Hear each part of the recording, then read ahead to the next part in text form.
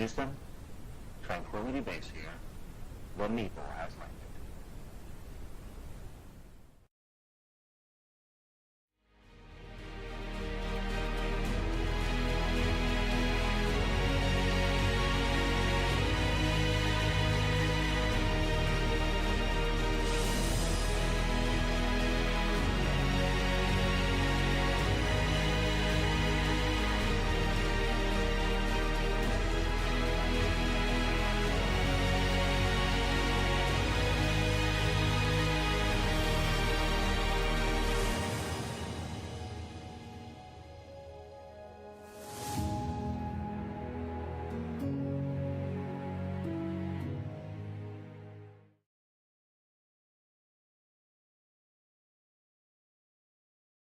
Good evening, everyone, and welcome to the premiere of Season 3 of Echoes of the Undying.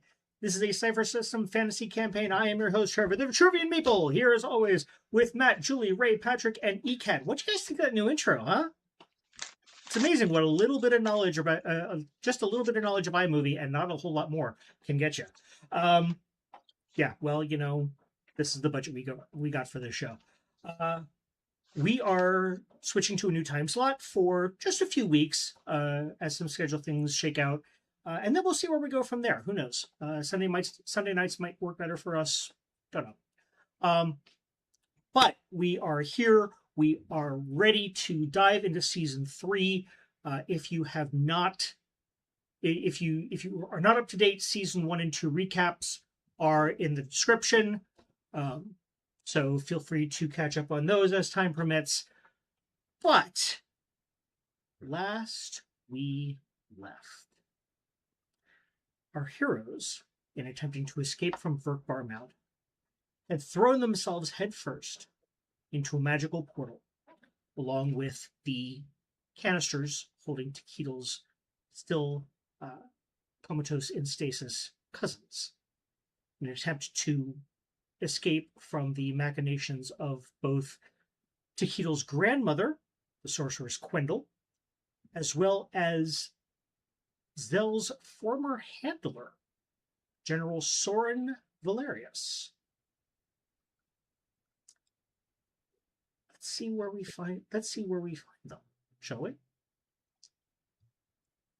The portal snaps like an overtensioned cable, violently shredding the forge's sulphurous dark into a blinding shock of white-hot sunlight.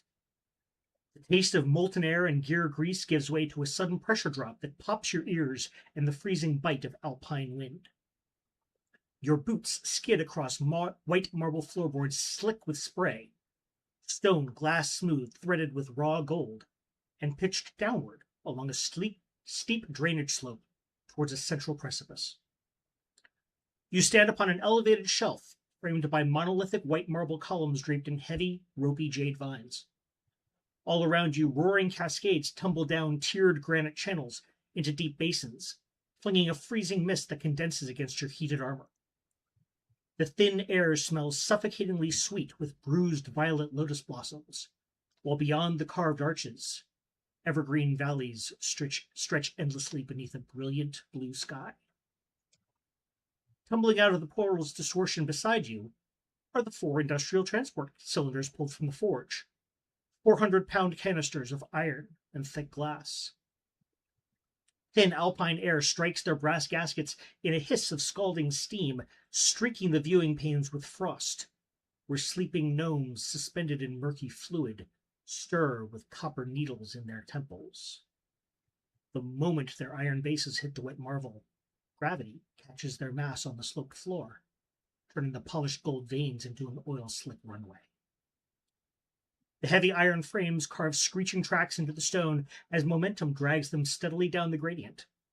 Just yards ahead, the sloped shelf snaps off cleanly into a 40-foot plunge into a grand sunken stone conservatory. Without some kind of immediate intervention, all 4 canisters will slide over the marble lip and shatter against the flooded court below. I would like you all, please, as soon as I get the combat set up, because I didn't think to do that beforehand, roll initiative.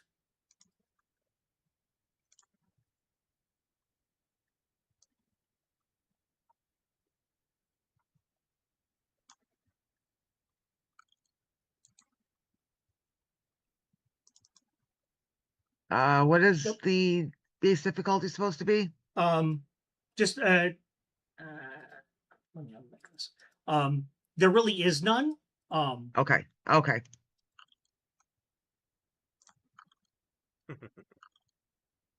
So whatever it's been set to. Yep. Yeah. Initiative doesn't matter so much. It's just about getting the number. Seraphina, you are up first. Okay. So let's see. this is basically a skill challenge.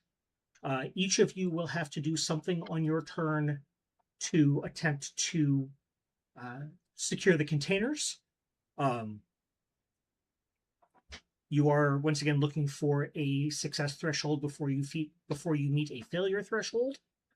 Not quite going to tell you what the things are yet. I want to hear what your ideas are first. So Sarah, what we're going to do actually is we're going to go around and we're going to say what we're each going to do, and then we're going to resolve them. Okay. Because this is split second.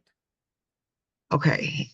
I would like to try to use Fiery Hand of Doom, create a hand of fire to grab at one of the canisters. Okay. Three monitors. You think that'd be enough? Sahar, you are next. What would you like to do? You're on mute.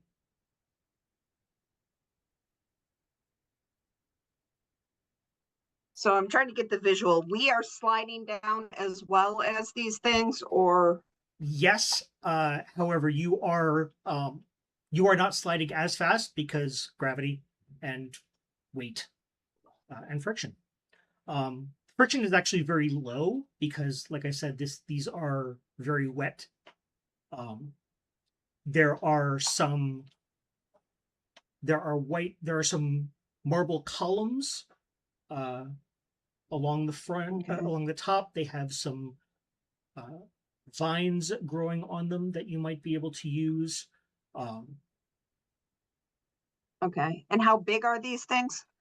These things are approximately, I'd say, 8 feet tall, about That kills the idea I had. 4 feet around, and about 400 pounds each. Yeah. Doesn't matter weight, it depends on size. So yeah, they're too big for me to do what I thought I was gonna do.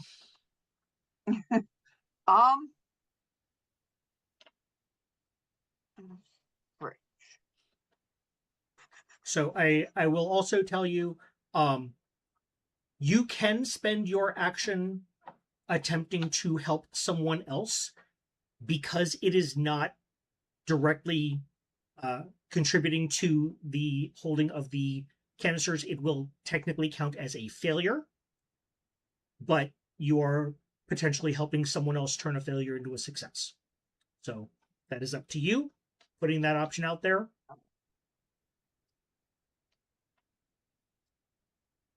I will help Seraphina as best I can. Okay. Like reach down and grab her Okay. to hold her in place while she can focus. Okay. Zell, you're up next. Okay, so are these sliding or rolling? Sliding.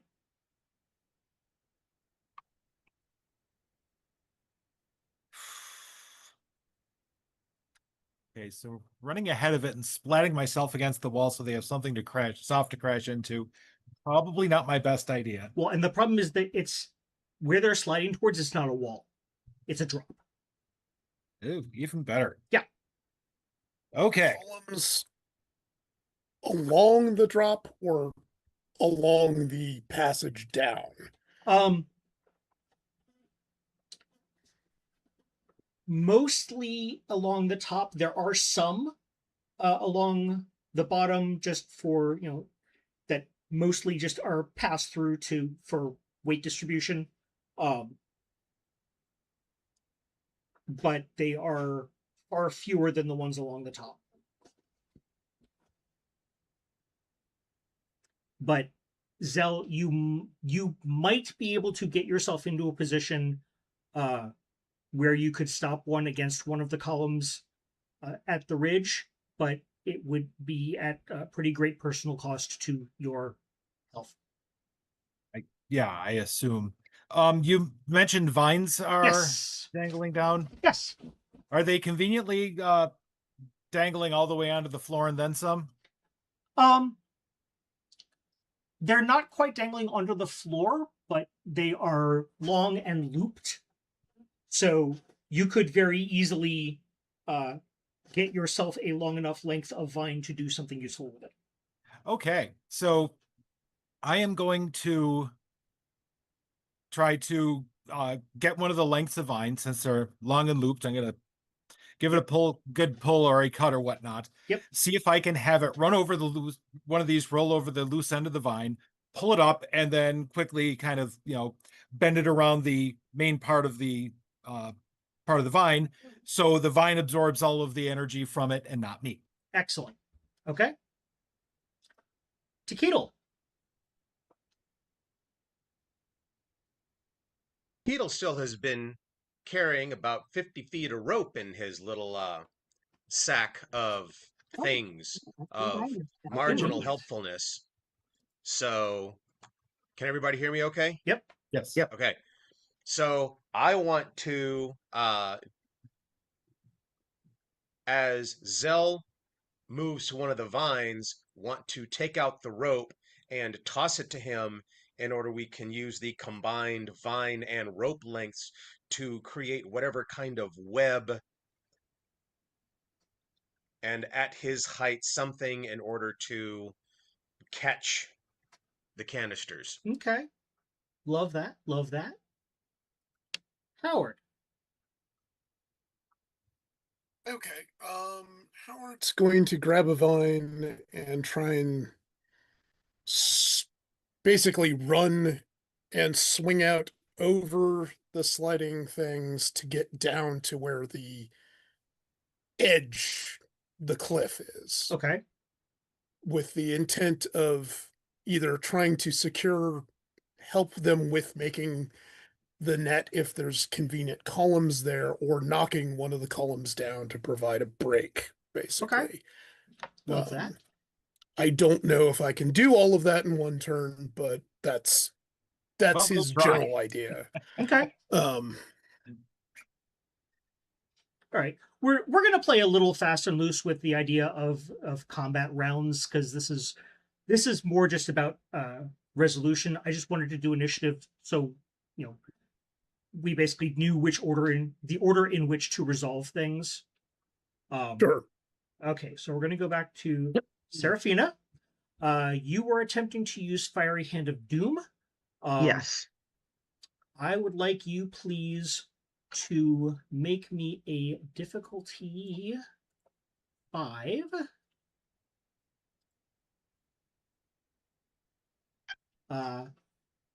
Intellect check for Fiery Hand of Doom. And you may take an asset from Zahar for her helping you keep your own balance. Okay. Level 5 with an asset.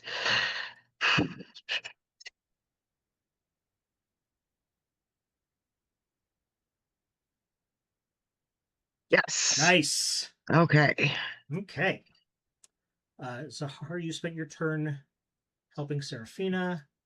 Zell, you were going to snatch one of the vines and kind of try to wrap it around and basically try to lasso one of the containers, for lack of a better term.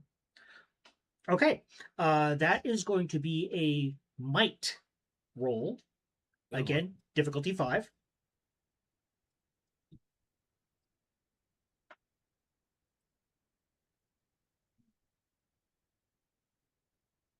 Oh boy. I hope you weren't like thoroughly attached to your cousins, by the way. Man. Oh.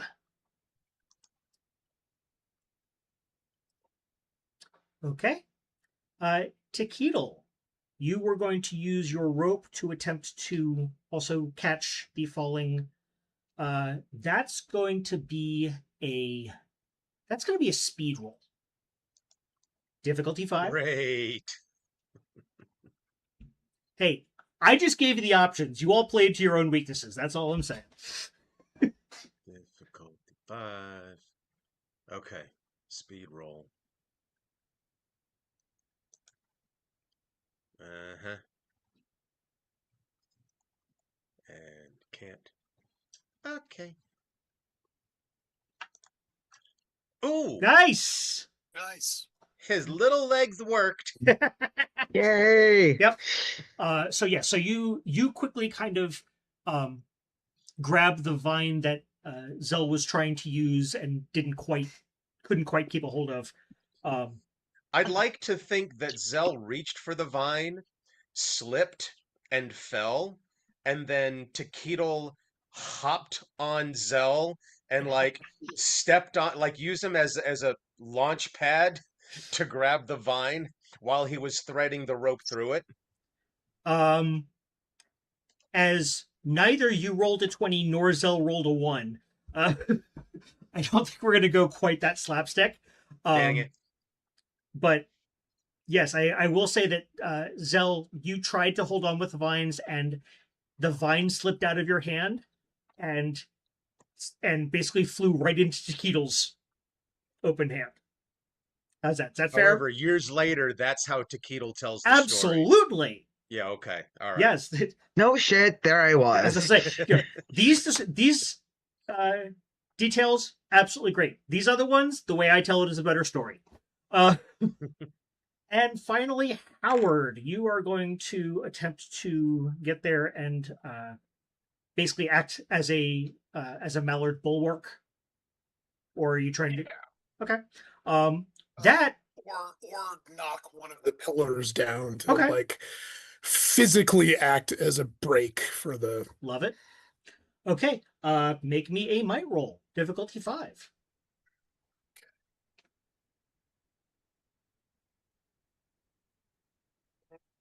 I add ill-tempered to this, or is there just not enough time? No, there's not. This is, yeah. You are between still being disoriented at, last thing you knew, you were in a, deep, dark, subterranean cavern. You jumped into a portal, and all of a sudden it's not only really bright, but really cold and really wet here. I think you're probably a little too out of sorts to focus yourself.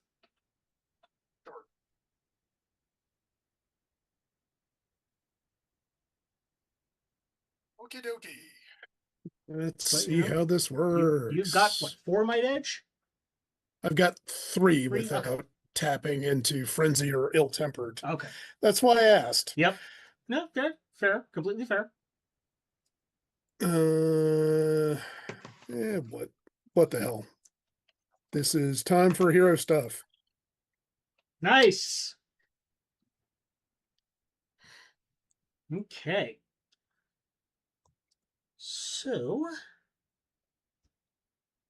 yeah, so I think with that you don't quite get one of the columns down.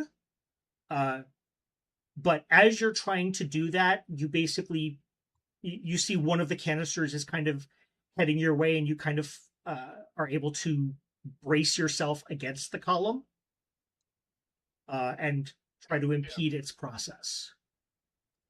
So now that is being said, you are working with 5 successes before 3 failures.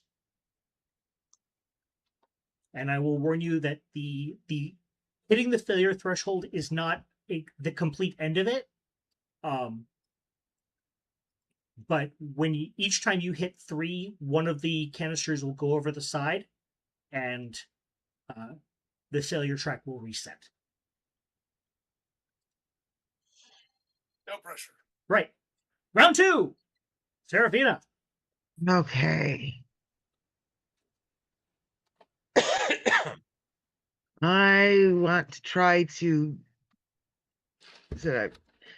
I grabbed it. I want to try to move it up far enough that it's not going to go sliding. Okay. Okay, I like that. Zahar. I'm going to, while kind of holding on to her, Okay. reach into my my adventuring pack, Okay. pull out one of my spikes to drive it into the ground Love that. to hold on to Love and hold it. on to her so we're not continuing our descent. Okay. All right. Zell. I like the way that Takedo thinks, so I'm going to grab one end of that rope and tie it off on one of the pillars. Okay. So we can try to, as you said, create a net. Yep. So working on the first stretch of that. Okay. Takedo.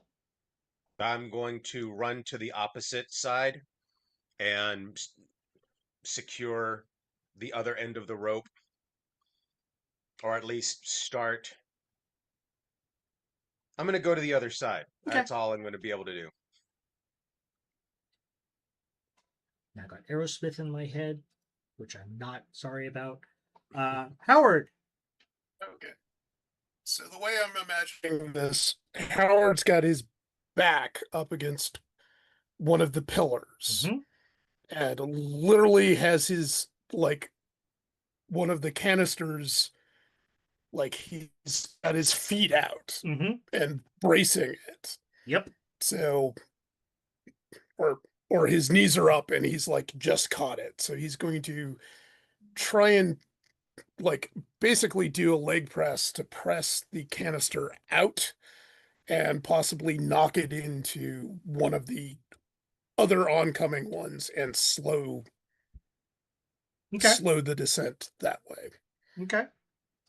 So now we're going to resolve, and Howard, I will say when it gets to you, you can enact either you can use either ill-tempered or frenzy as normal. Okay. So Sarah, Probably ill-tempered because the brain needs to work. He Yep. just okay, Serafina, you are continuing to use Fiery Hand of Doom. Please make me once again a difficulty 5 intellect check. You're not getting the asset from Zahar this time around. Okay.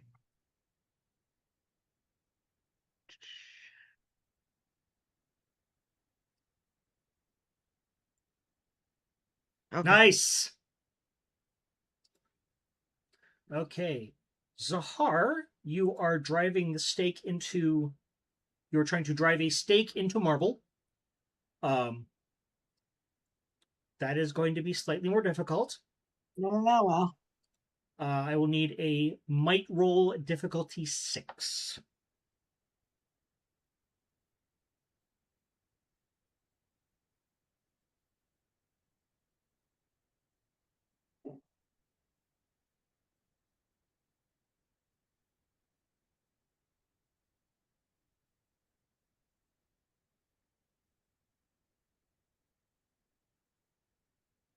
Okay.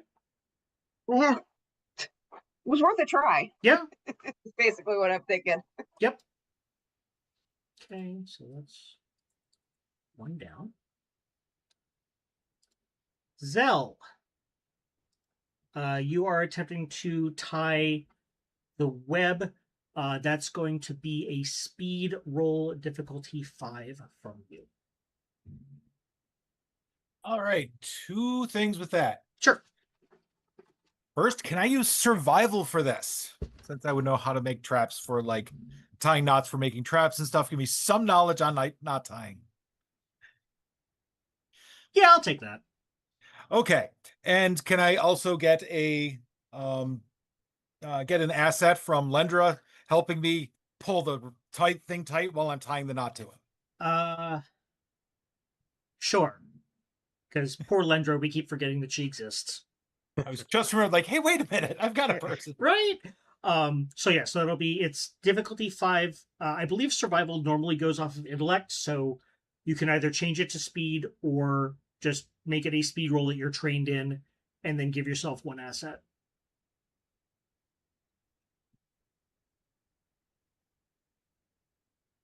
Oh, so much promise, Right? so little follow through. Story of my life right there. I mean, you do have some XP. Just saying. I do. Once again, do I care enough about? Yeah.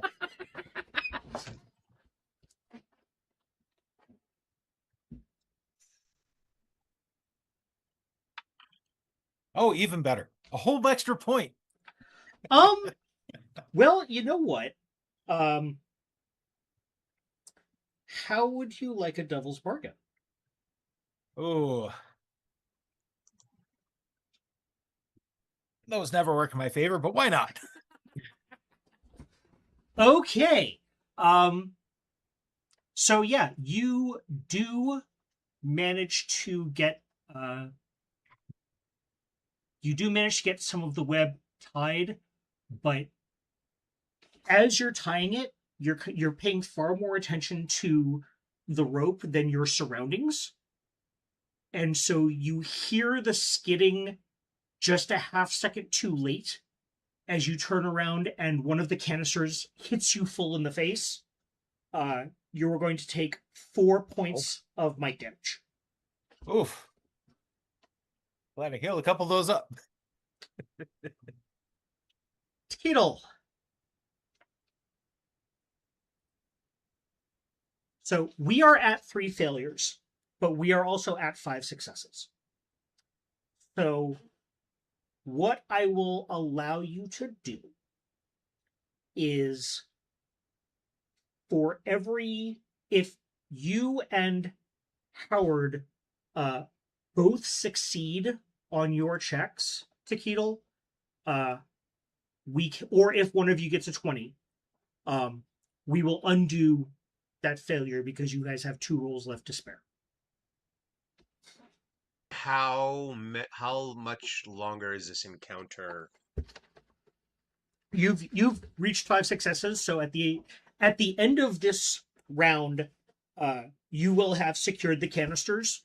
The question is whether or not one of them falls over in the process. And if I roll it's going to take a nat 20 to... Either a nat 20 from one of you or successes from both of you.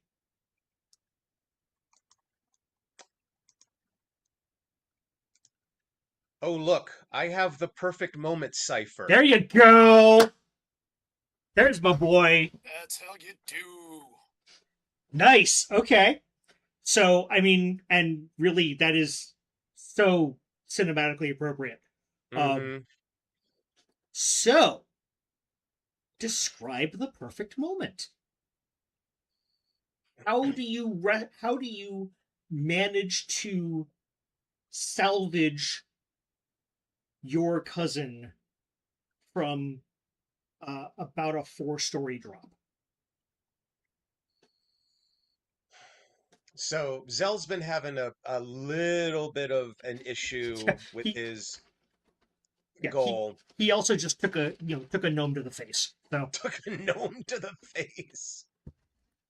400-pound iron canister to the face. Yeah. Well,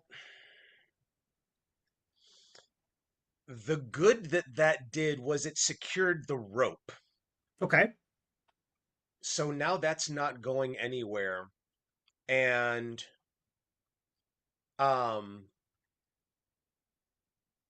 Hereward's got one at his feet, literally. And these things are 8 feet tall and 400 pounds. And Seraphina's got another one with right. Yeah. So Seraphina, she turns her halo on, and then you guys see it. Well, I mean, Seraphina, you can describe it because I think this is the first time you've used this one.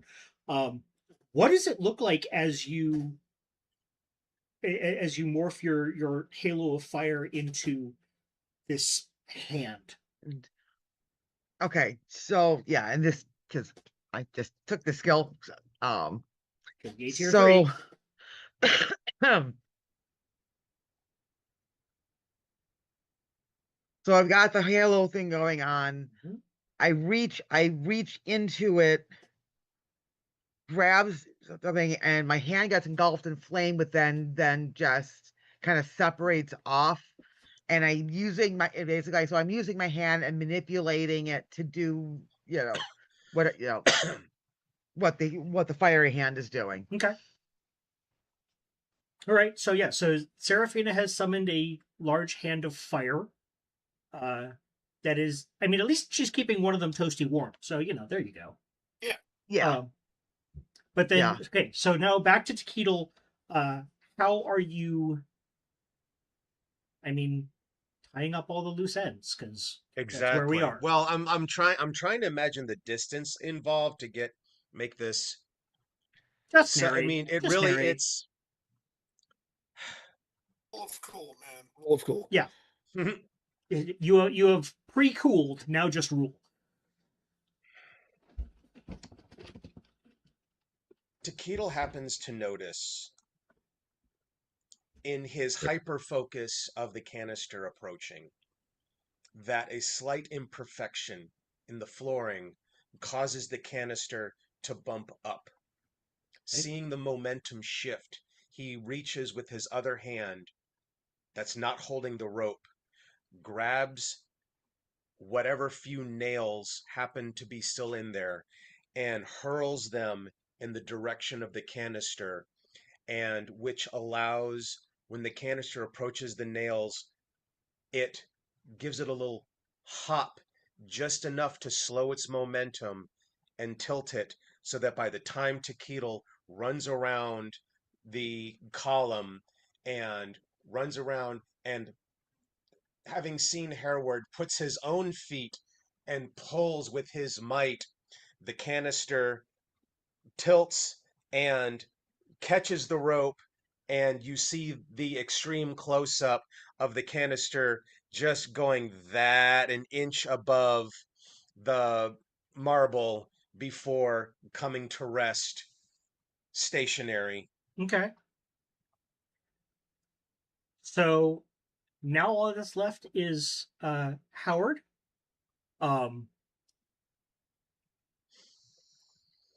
He has already. Nah, you know what? He got a nat 20. We're not going to worry about it. So yes, you have managed to, in one way or another, uh, secure all of the canisters either in webbing or uh, I'm guessing what actually ended up happening is that basically all 4 of the canisters ended up in this uh, extremely unnaturally strong web of rope and vines. And as you all take a breath, now you finally get a chance to look around and get your bearings. And I would like everybody please to make me a perception check. The stated difficulty is 3. There is some information for each of you. There is some information that you will get regardless. There is some information if you pass the difficulty 3. There is more information if you pass the difficulty 5. Keep that in mind. We're going to go Zell first. Alrighty. Let's see.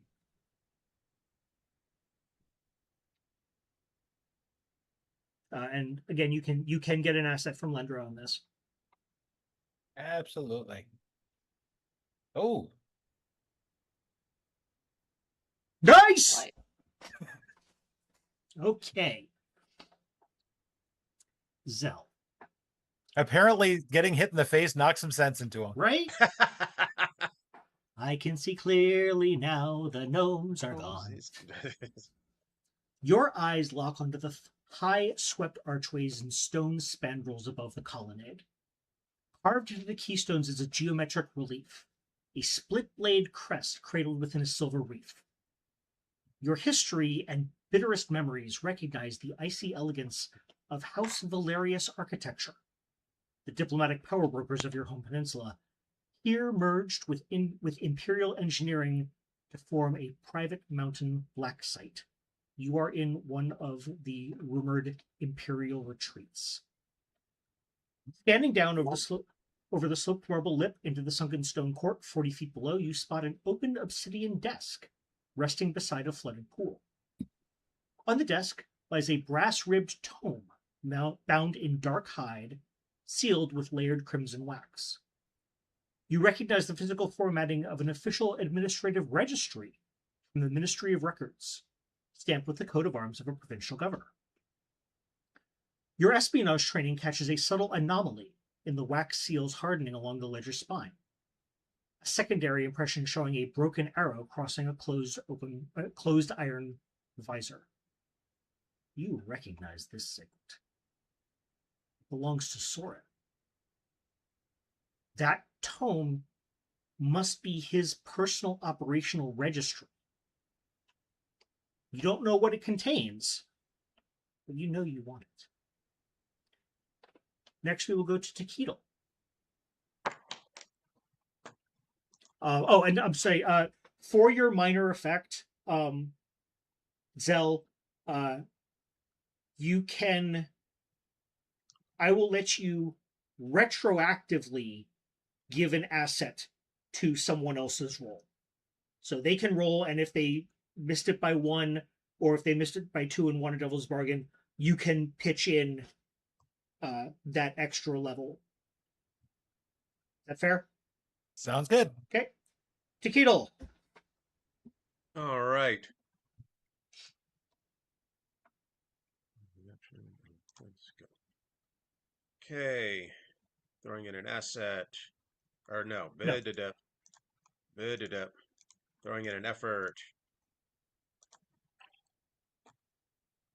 Okay. Yep, you got it. Your ears tune into the lingering, stabilized hiss click of the secured transport containers resting against the web. The sudden shift from the superheated forge to thin, high-altitude air has caused atmospheric shock. Amber condensation streaks the glass cylinders holding your suspended kin, and mechanical pressure gauges hover near the danger line.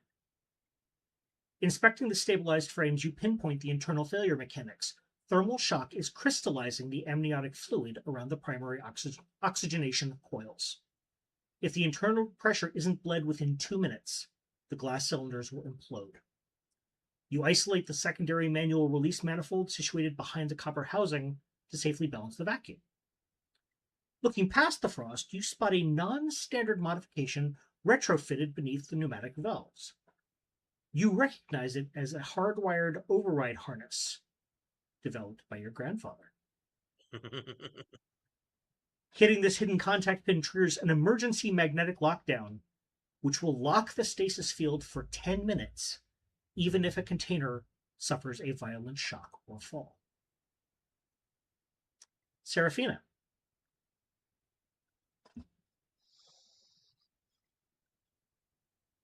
Okay.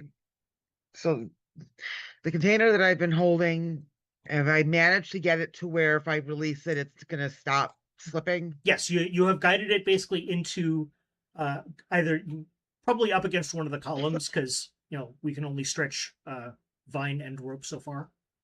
Yeah. But yes, you have managed to stabilize it. It is no longer heading towards the drop over the side. Okay, so I'm gonna release the fiery hand of doom so as I do not actually do any damage to said container. Okay. And then looking for a perception roll. Perception, okay. Let's see.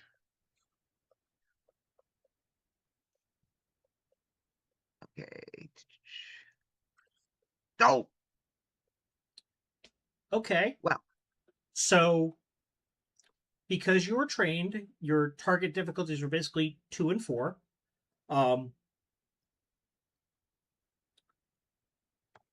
Zell, I This will- seems like a prime opportunity to use that extra success that I have floating around. Or do you want? So that will get you to basically a 3, which will get you two parts of the information.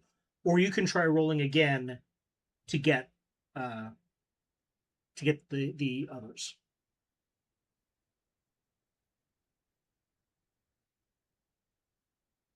Yeah, I'll try rolling again. Okay. Okay. That wipes out my XP, but that's okay. There it is. There we go. Okay. Oh, but wait, she beat a difficulty 4. It does well. So it was. She's Will trained. that give her all 3? Okay. Yeah, she's trained. So essentially, her targets were 2 and 4. Seraphina, your skin prickles with unearthly heat. Looking over the sloped balcony ledge into the sunken court 40 feet below, you feel a blinding pulse of magic. Trapped in a silver-thorned cage suspended over the lower pool is a creature of radiant golden light. Your fiery halo flickers in sympathetic response, recognizing a celestial kinsman bound in cold iron. You observe the silver cage hanging over the lower pool. Obsidian dampening runes are carved into the bars, and heavy copper conduits run down from the cage base into the flooded floor. The facility is actively leeching the Celestial's power like a living battery to energize the sanctuary's own protective wards and automated sluice gates. Your divine intuition pierces the suppression field, recognizing the entity you're not quite sure how, but you know, as a high-ranking celestial solar. Tracing the underwater copper conduits across the lower marble floor, you see they terminate directly into an intricate brass deadbolt on the hidebound administrative ledger resting on the obsidian desk. The book's physical lock is tied directly to the celestial's life force, preventing it from being opened or stolen without severing the energy loop. Zahar, your turn.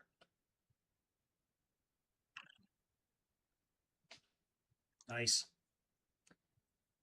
Zahar, the suffocating weight of the unholy lord recedes from your mind, but that relief is instantly replaced by physical panic. Raised in the dry Saga desert, your boots slip on the wet, sloped marble floorboards, pitching toward a 40-foot plunge into the sunken court. Roaring waterfalls pour over stone tiers, freezing mist coats your armor, and a 3,000-foot abyss lies directly at your back. Forcing yourself to focus past the churning water, your practical eye analyzes the upper terrace. Built into the stone water basins along the perimeter shelf are heavy iron sluice gates connected to counterweight chains. Pulling those chains will release thousands of gallons of icy water down the sloped marble floorboards in an artificial flash flood. Reaching out with your divine senses, you hit an absolute sickening void. The gold veins running through the marble are alloyed with cold lead and brass in a geometric lattice.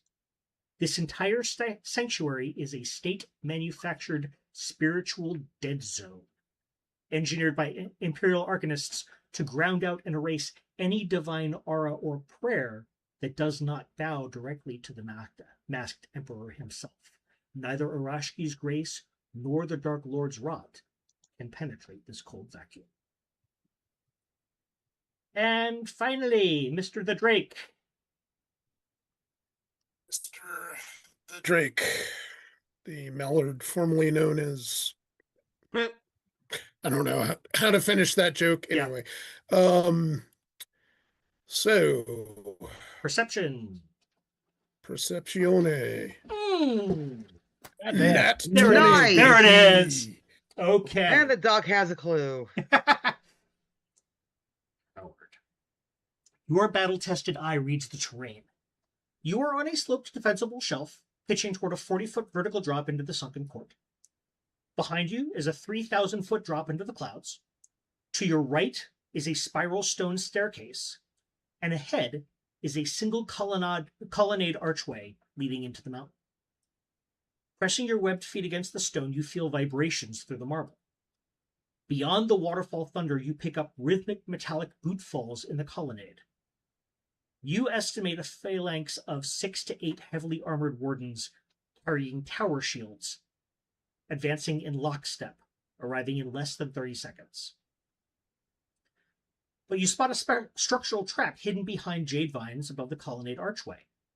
Heavy iron tension cables holding a pair of massive stone portcullis grates.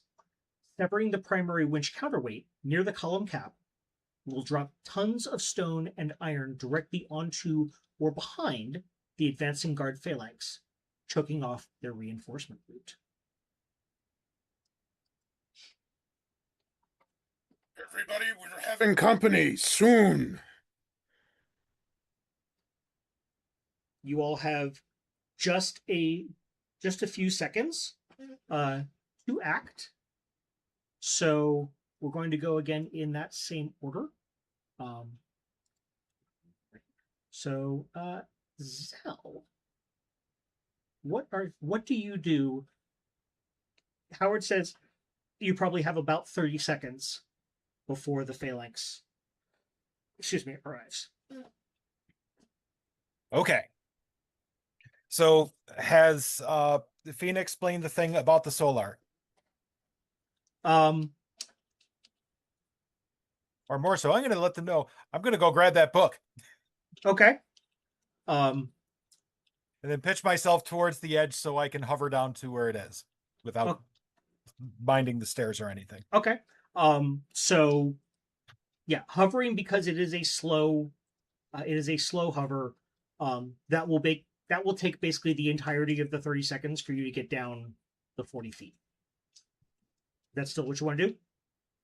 Nah, not if that's, well, actually, hang on. And if I run down the stairs, how long will that take? The stairs don't actually go down to the lower level. They go further down the side of the mountain to you don't know where. Radio. In that case, yes, that should give me the 30 seconds to grab it and then start zipping out. And hopefully everyone else will solve the other problems. Okay. Tequila.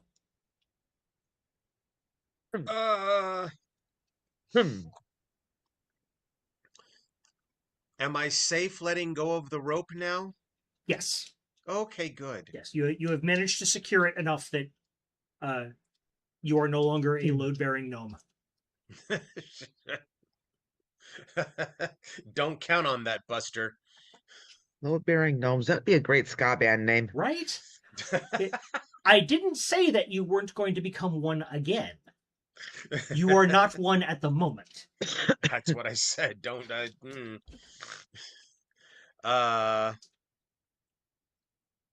okay.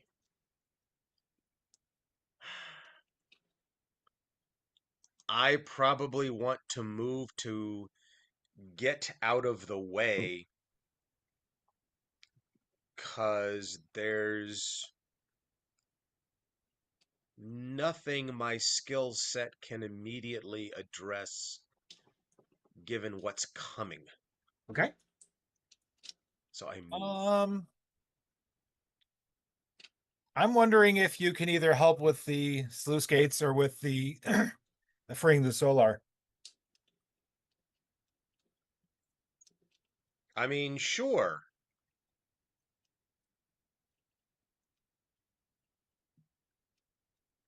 If two little We'd prefer hands not can to kill help. him.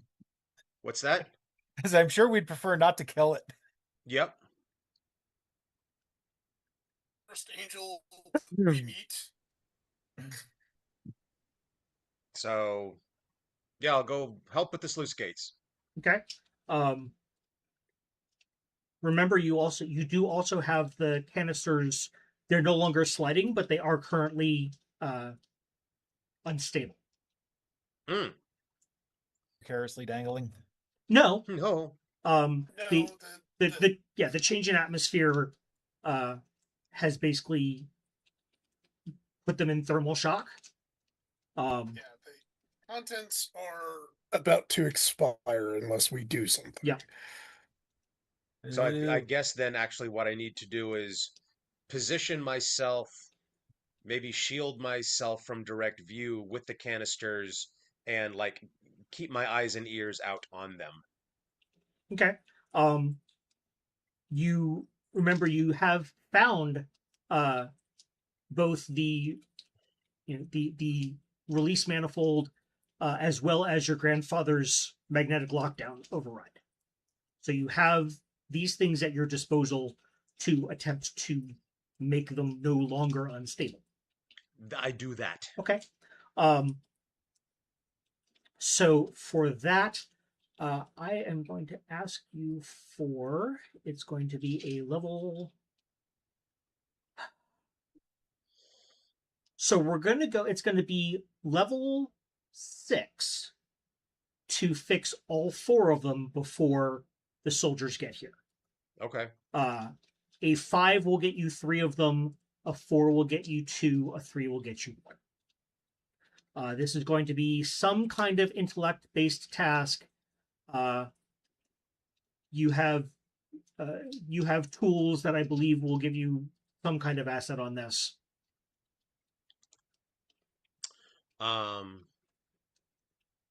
Quick study. Okay, I'll take that. Yeah. I mean, maybe there's your problem, but I think quick study on this. Or Yeah, or but tool met. Yeah. yeah, your bag of tools will give you an asset. Okay, when you have an asset from using a tool, tool mastery cuts the time in half. So in that case, not only are the tools giving you an asset, but because it's basically having the time, it's also easing it down to a difficulty 5. Nice. I will take that. So tool mastery. The asset given already lowered it to a 5. So it's difficulty 5. You get an asset for tools. Oh, nice. Okay, cool. You don't. So quick study will give you. Yeah, that was written under very old rules. Because there's no +1 bonus anymore. But I will say that quick study will give you the second asset. Okay.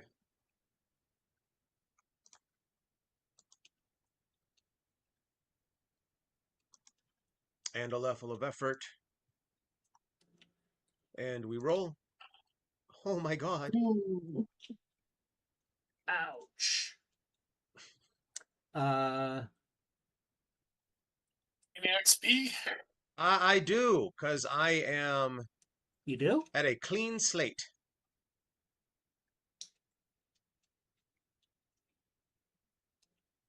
I see you as out of XP. Yes, I am out of Okay. XP. Okay.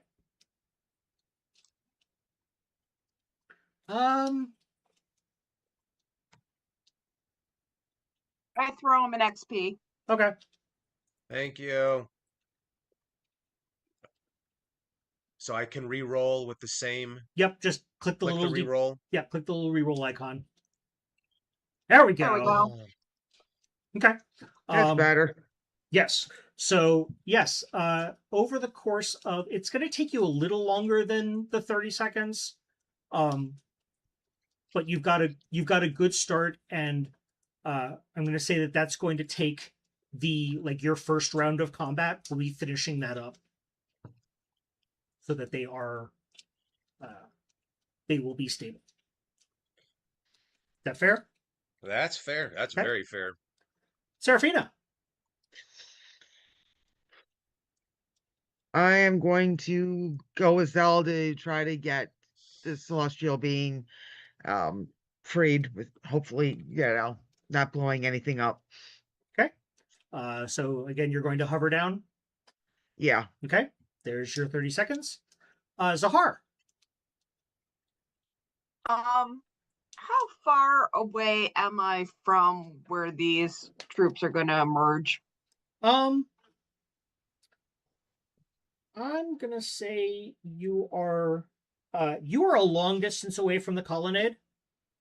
Okay. And to try to get there Yeah. at full speed will require a speed roll because it is still wet and slippery here. Yeah. No, I will not do. I will hold that action for that action in the back of my head Okay. for a future time.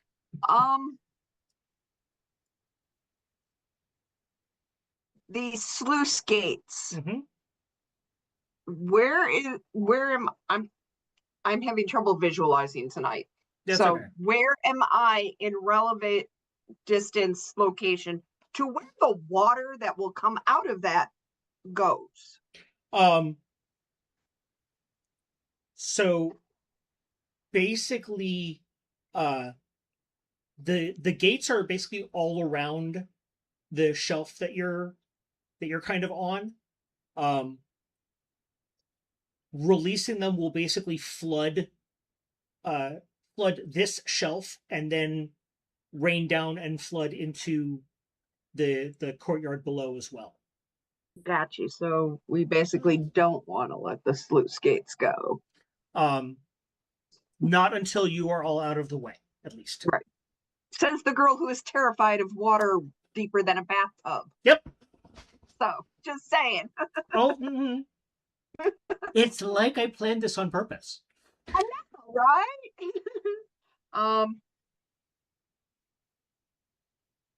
I basically followed Takeedle then, just to see, wanted to keep him safe. Okay. And, kind of hint at him like, we don't want this to let go just yet. Okay. And finally, Howard. So Zell and Fina have basically jumped over the edge. Take that as you will. Takeedle and Zahar are over at the canisters. Takeedle is kind of crawling between and underneath them, and Zahar looks like has set up a defensive position in front of him. What are you doing? Said there is a counterweight for the portcullis, Yep. and severing that will either block off the incoming reinforcements, or if I time it right, pull an Ewok on the stormtroopers. Yep.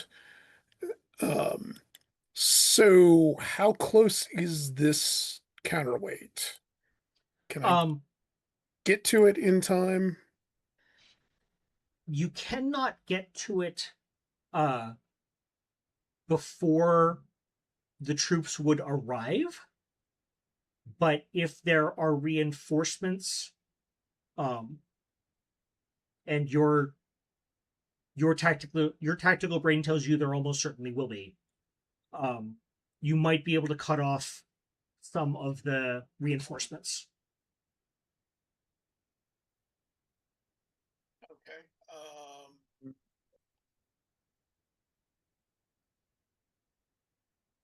So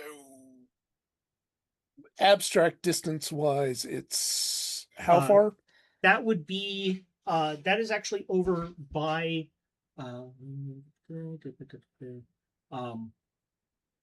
so it is above the colonnade archway, so it is a long distance away from where you are right now. Okay, so I can't potentially throw something to try and sever the portcullis. All right. Well, I'm going to make my way to Although the Fina counterweight. could. I think Fina can just fireball it. They are iron cables, so maybe depends on how much it's heat up versus blast away. Right.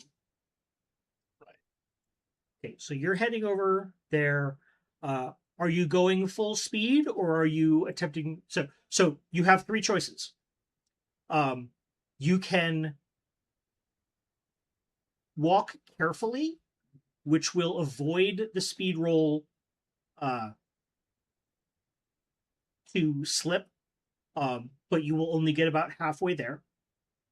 You can go at full speed,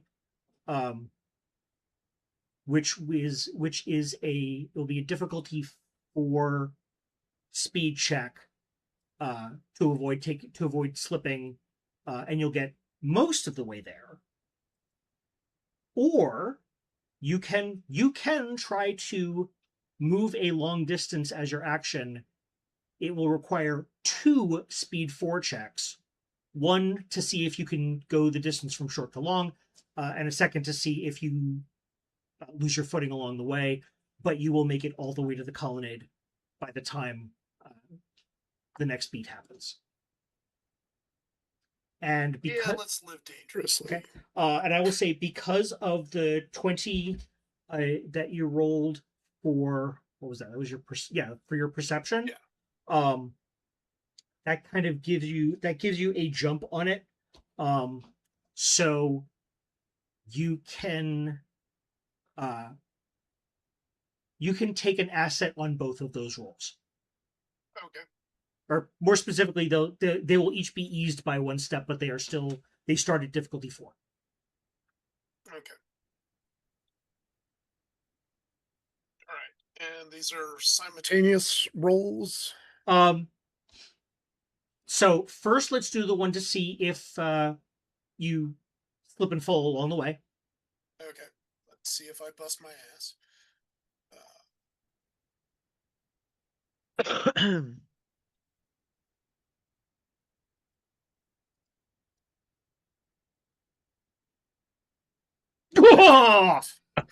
Damn. Okie dokie. We're going to the casino after this. Hereward's ancestors, back before they were cursed, the Mallards cursed by the gods, empower him with a little bit of flight. And he's like literally, arms flapping, feet probably not quite touching the ground anymore as he's just flying down the incline towards the colonnade. Yeah, he's kind of like, hop flying like chickens do. Yeah. Why, there's a beige man with a fancy mustache running after me. I don't know why. So you know what? For that 20, I'm just going to say that takes care of both of them.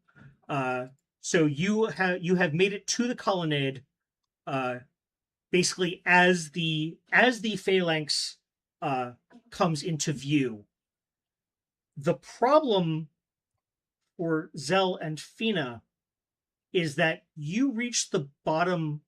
You reach to the conservatory as the second phalanx arrives on your level.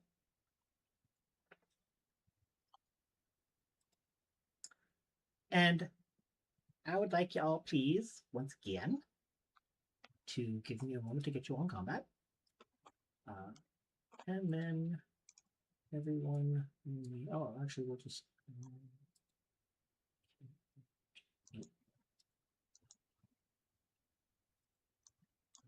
End the combat, empty the term striker, and do this all again.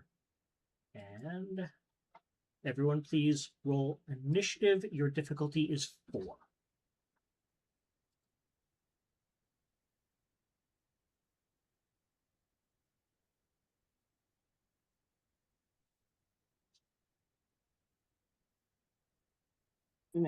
I think I rolled the wrong thing. I rolled perception, not initiative. Okay.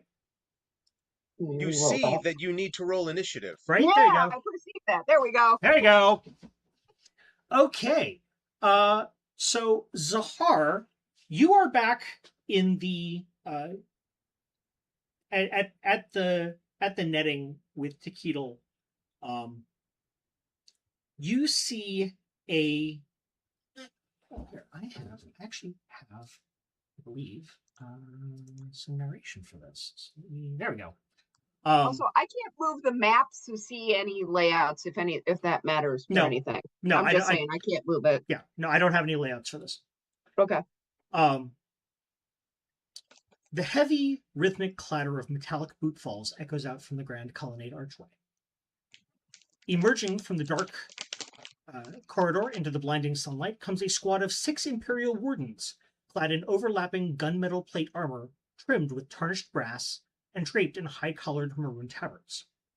They move with terrifying practiced discipline, slamming 4 floor-length tower shields together into an unbroken wall of iron and brass. Behind the phalanx, an Imperial overseer barks sharp tactical commands as their humming polearms extend through the shield slits, locking down the primary exit and establishing a defensive wall along the upper terrace. 40 feet below the sloped terrace shelf, in the flooded center of the sunken conservatory, the facility's true atrocity rests in plain view.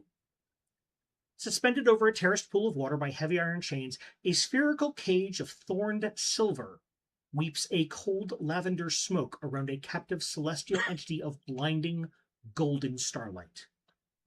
Heavy copper conduits snake out from the cage's base, running beneath the clear pool water and terminating directly into the brass-ribbed deadbolt of a thick administrative ledger resting on an open obsidian desk.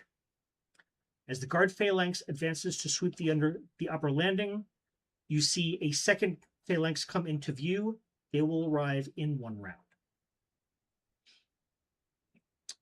So, now we go back to combat. Zahar, you are currently a long distance away from the upper phalanx. The lower phalanx is not in view yet. When they show up, you will, well, I'll let you know what distance you are when they show up. What would you like to do?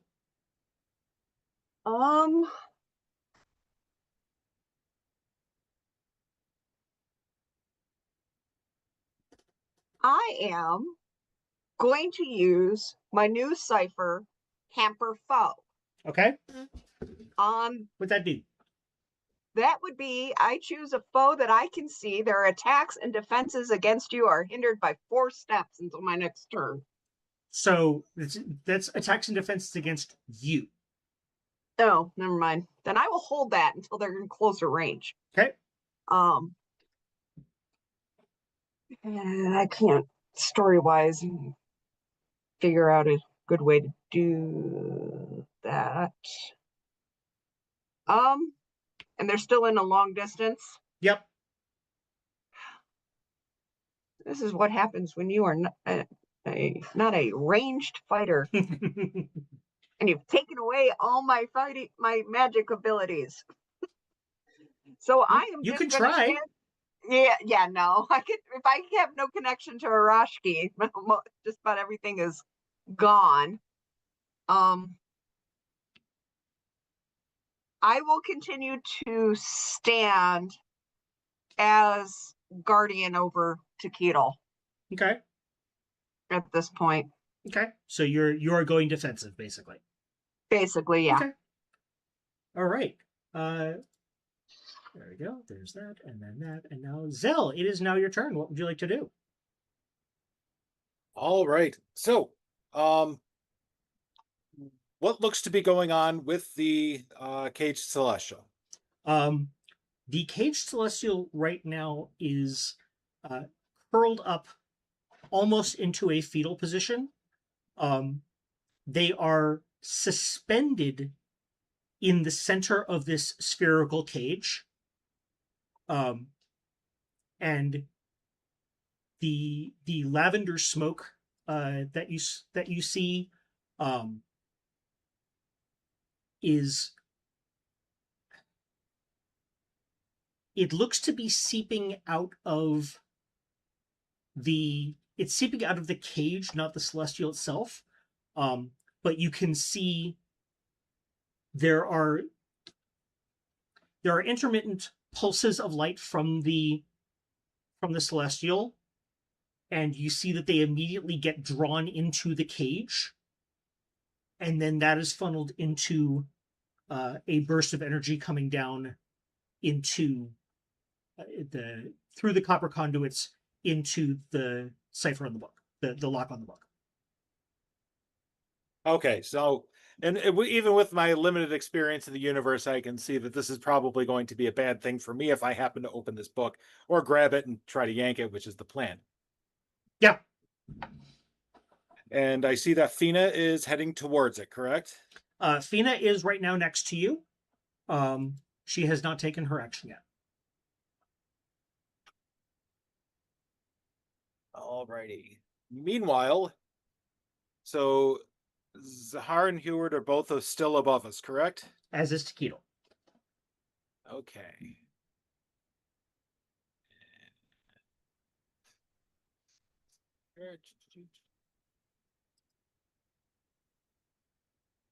Ooh, that's gonna hurt.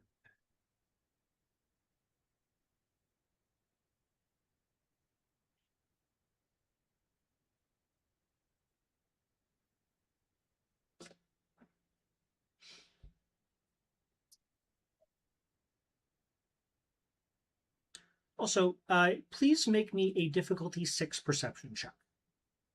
Just Zell.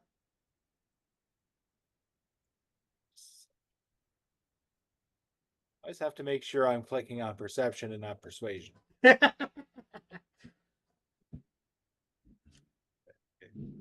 Hey, I like to roll intimidation for stealth. I was never here.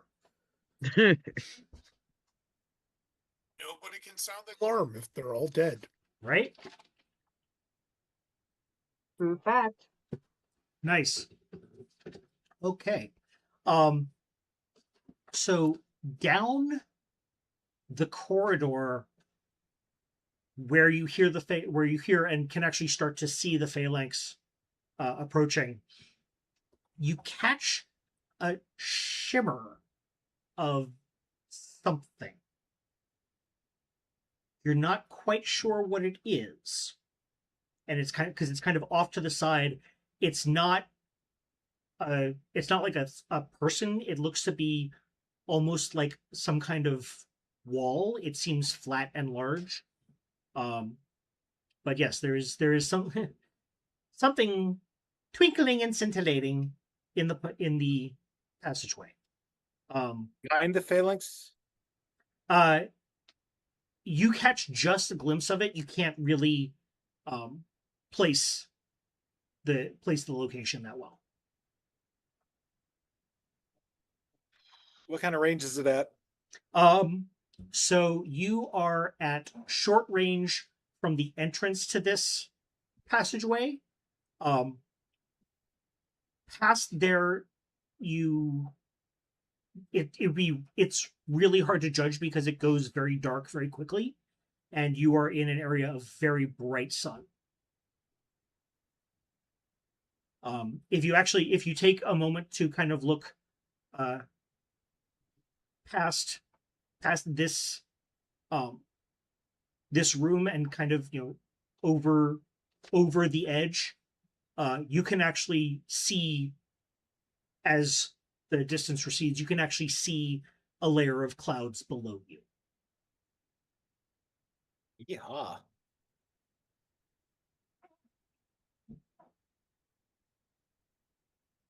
Okay, so we have to do this quickly. Is there a catch or anything on the cage? There is on the cage. Yes.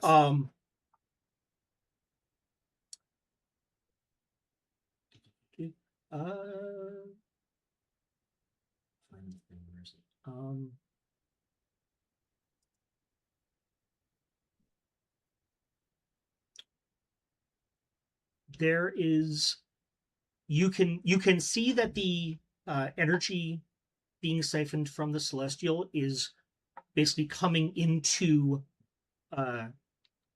the lock that is on the book.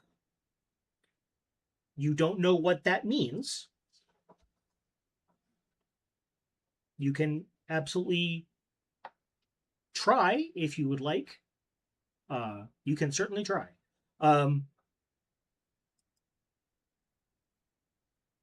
But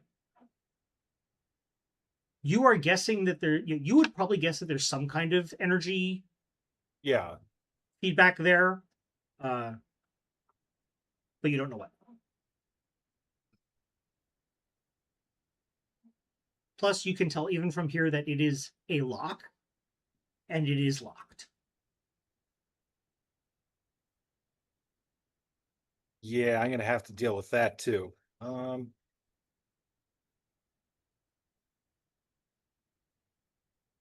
how long do I think it'll take to undo the lock?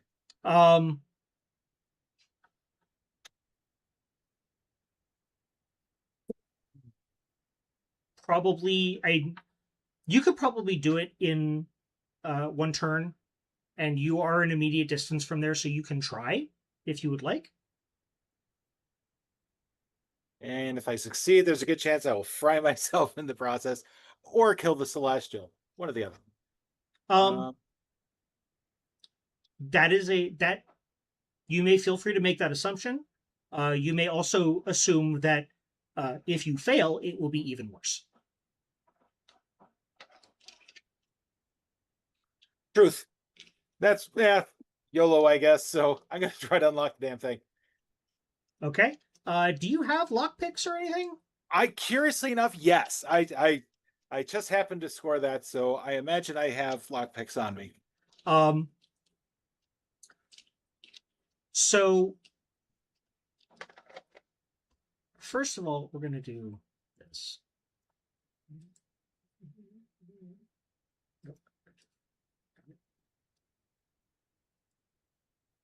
It's time for a nice, good old-fashioned GM intrusion. Oh boy. I mean, you've got to build your XP back up somehow. Yeah, that is true. All right. Let's set that. And seeing as we're both down here together. Yes. So you get out your lockpicks and you approach the thing. And a burst, as you go to first contact the lock, there is a burst of energy, and your lockpicks melt. Ooh. Please remove them from your inventory. Oh.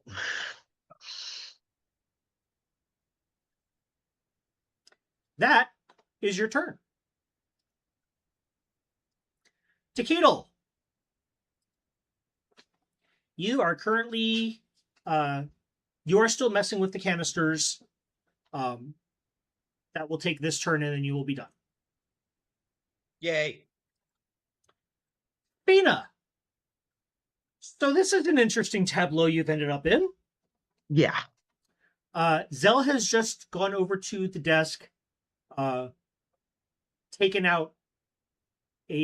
something out of his little belt pouch, is leaning over the book. All of a sudden, yelps and jumps back as there is a flash of energy, and he is no longer holding whatever he was holding.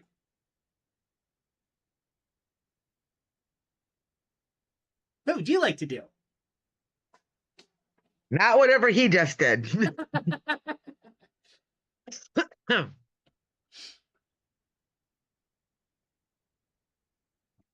Let's see.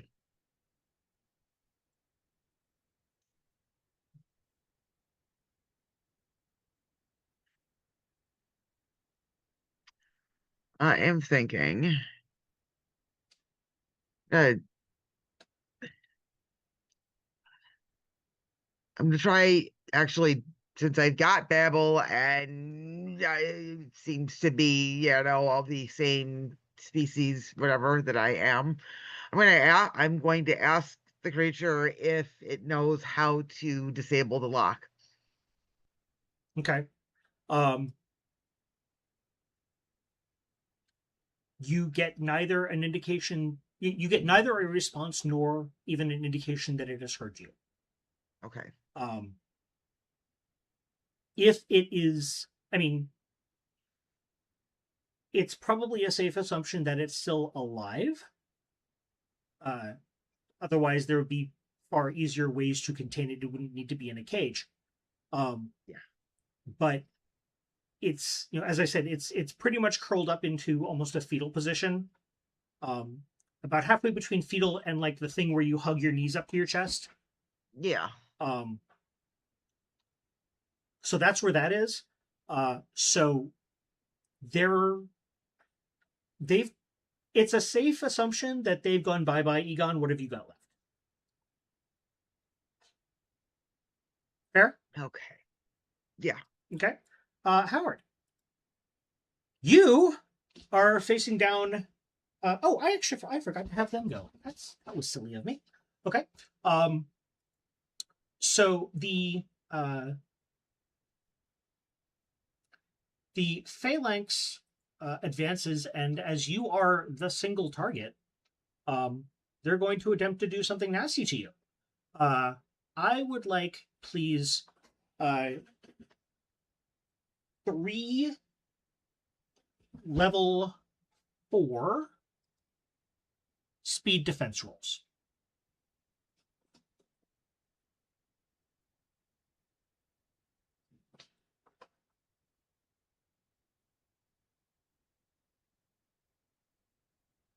Nice. 1. Mm-hmm. On the second. So 1 gets. Yep. All right. I don't know what Taquito's doing, but. Taquito, what are you doing? Oh. You asked for speed defense rolls. Nope. I was rolling speed I defense asked for speed of 3 of them from Howard. rolls. Oh, sorry. That's all right. Yeah, you a couple of their polearms make their way through. You can tell right away without even having to roll. This is an incredibly well trained and well practiced unit here.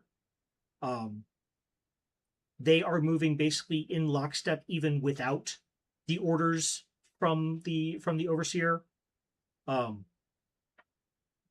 Yeah, they hit you for 4 points of damage minus whatever your armor takes off.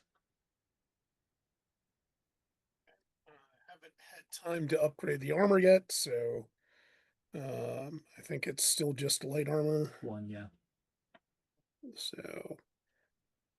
So that's 3. Okay. And now it is your turn. Now it is my turn. It is your turn. Okay, well, they have my undivided attention. Okay.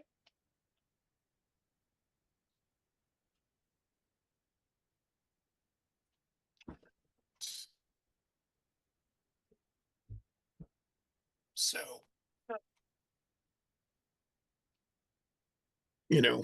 the best way with a very trained and predictable opponent working in concert is to do something surprising, or underhanded, or something to disrupt what their training is telling them to do. Aha. His organization runs on information. Therefore, I will not think at all about what I'm going to do. That will certainly Exactly. Yes. I mean, not thinking about what you do is kind of your thing. So yes. So with a barbaric yelp, I am going to charge this phalanx. Okay. And start swinging. Are you frenzying? Sure. Okay. Can of whoop ass opened. Yes. Well, as I said, they have, my undivided attention. Yep. So. Okay. Please make me a difficulty 5 attack roll.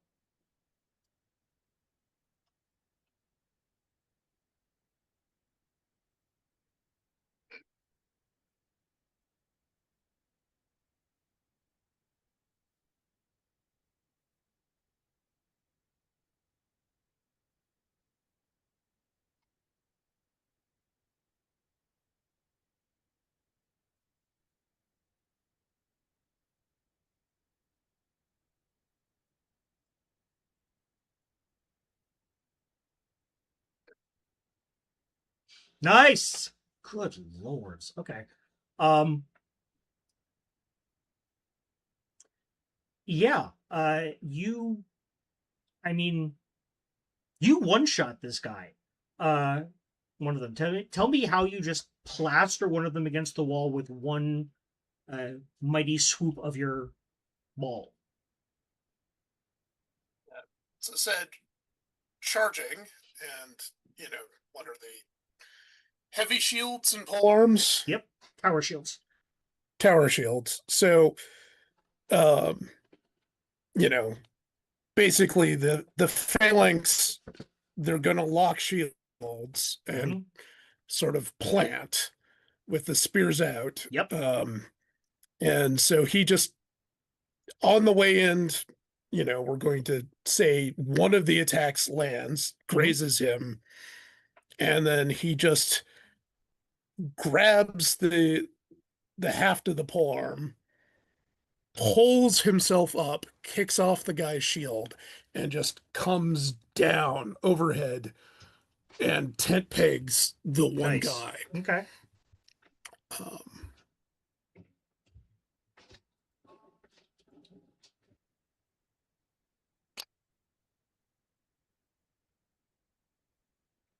All right. How many of these dudes are in a phalanx? 6. Well, 6. 5. 5 now. Plus their commander. So yes, we are now at the top of round 2. Zell and Serafina, you now also have a phalanx to deal with. And Zahar, it is your turn. Okay. They are still at a long distance from me. Yes, because you have not moved. Right. I am just going to move so I am close. So I'm halfway between Okay.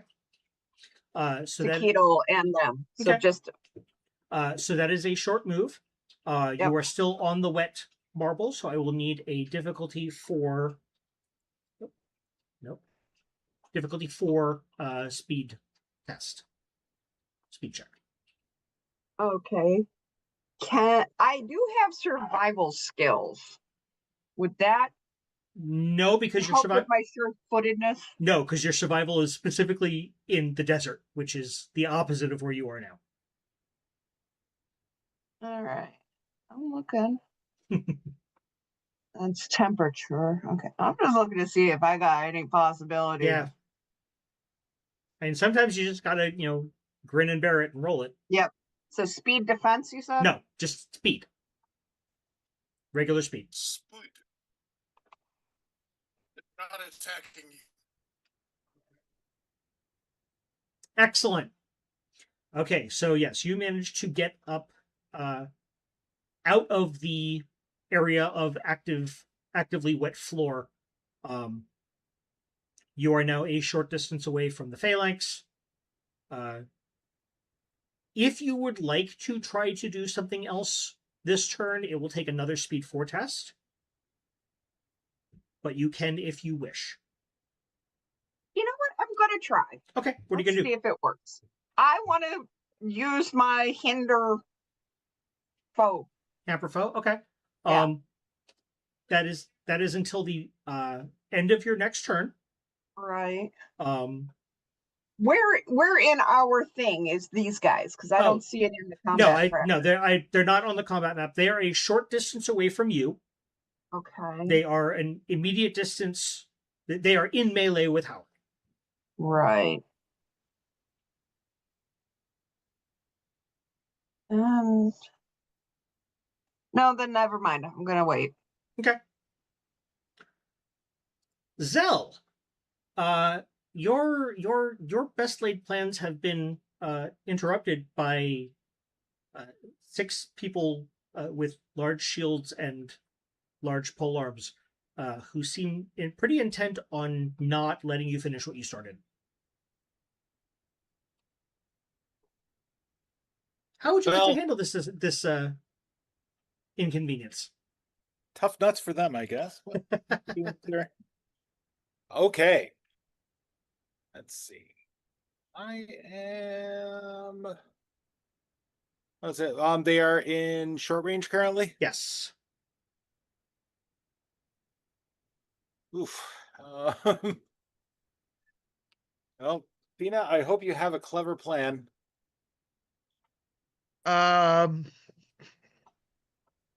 There'll be 2 of us down here, and we're both very squishy. We also have something else to our advantage. Is that we can hover, hopefully, to get the frick out of their range. I don't know if that's going to work very well. So yeah. I'm going to try to hover up and pull up my crossbow and take a pot shot at somebody's eye hole. Okay.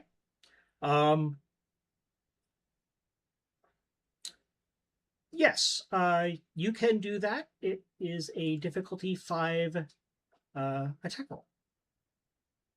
Reach crossbow. Let's see.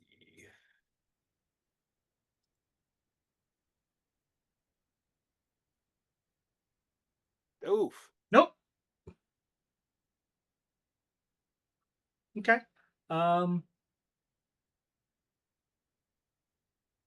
So okay, yeah. So fine. Wonderful. There was 3. I mean, I could give you a devil's bargain if you want one for 2 points of damage, or you can just let it miss. I will absolutely make you the I think offer. I'm going to let it miss because I don't think 2 points of damage are going to be doing a whole lot of good to Nope. somebody who's level 5. Yeah, you can actually see. You see your crossbow shot was true. You know, it's not like you fired off to the side. It just hit the metal part of their other person. Well, actually, the overseer, the captain's with them, barked a short command that you didn't even recognize, and 2 of the shields just tilted together just a little bit, and that's where the bolt bounced off, and then they returned to normal formation. These guys Oh, have it's a Callantir shield wall. Yes. Okay. Yeah, these guys have definitely been trained against both melee and ranged attacks. So keep that in mind. Tequila.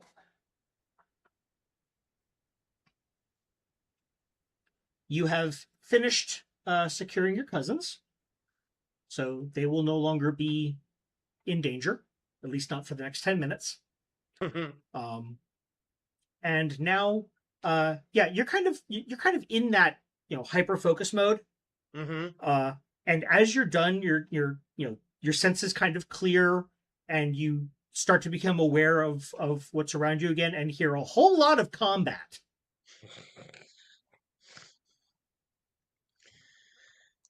Ha.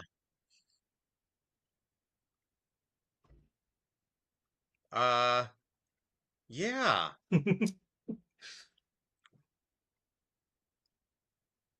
Not the attaboy he wanted to hear. Do do do do do do do do. Oh, okay.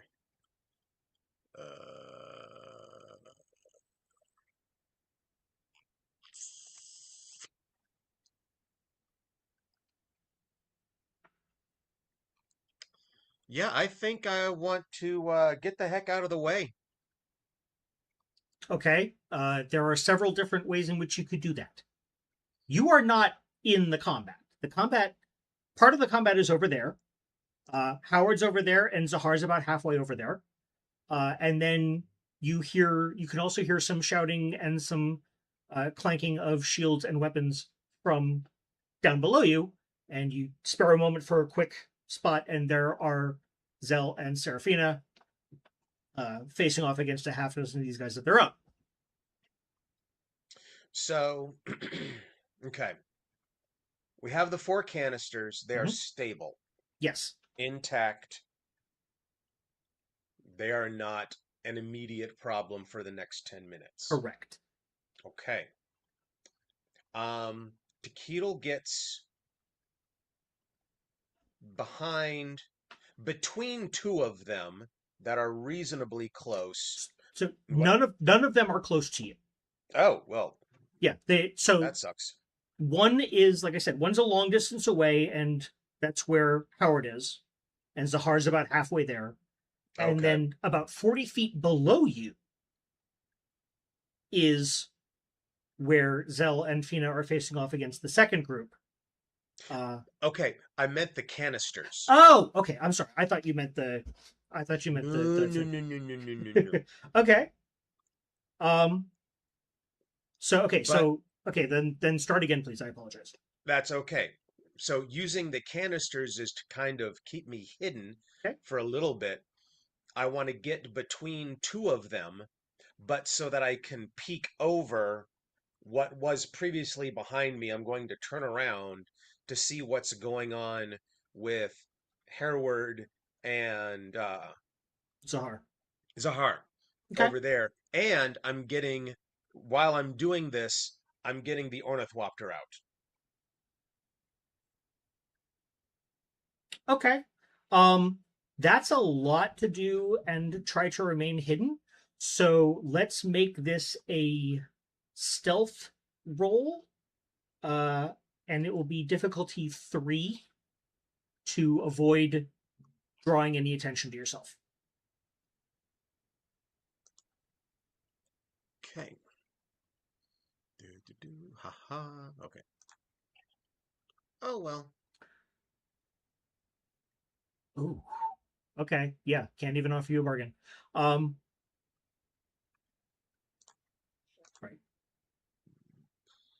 Howard, you hear this very clearly. Zahar, you kind of hear it, but it's a little bit harder to make out. You hear the overseer shout a command. There, in those canisters, there's another one. And the 5 of them, or the 5 of them that are still in this group, respond with the equivalent of "Sir, yes, sir" in complete unison.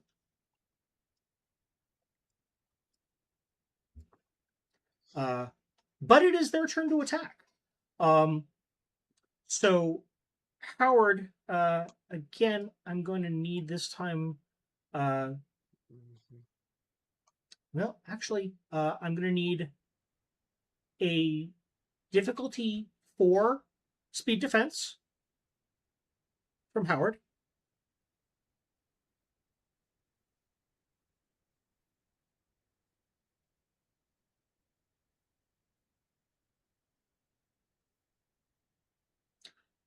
Excellent. And then the overseer shouts a command, and 2 of them basically attack in unison, high and low. So I'm going to need a difficulty 5 speed defense check from you.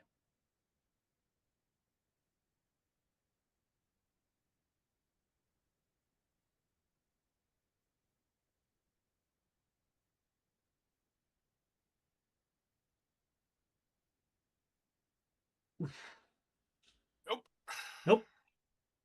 Okay. You take 5 damage, and they manage to push you back about 5 feet. Not out of combat completely, but like your whatever tactical position you've assumed at this point, they have blown. No, that was standing on one of their corpses, screaming. So, Yep. So yeah, you take like I said, 5 physical damage minus your armor. And they've put you back in range to charge. Those poor bastards. Right? Serafina, it is now your turn. Okay, how far away are they? They are a. So, oh yeah, on their turn, I forgot to do that.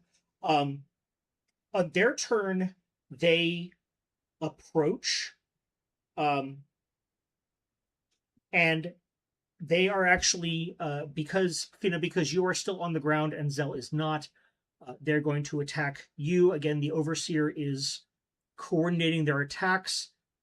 So I will, but they also did just do a short distance to get there. So it's going to end up being a difficulty 4 speed defense. Okay. As they Let's are do trying that. to pokey you with long sticks with sharp things. Okay. I will take that. There you go. Can I have my major effect be that they all miss and poke into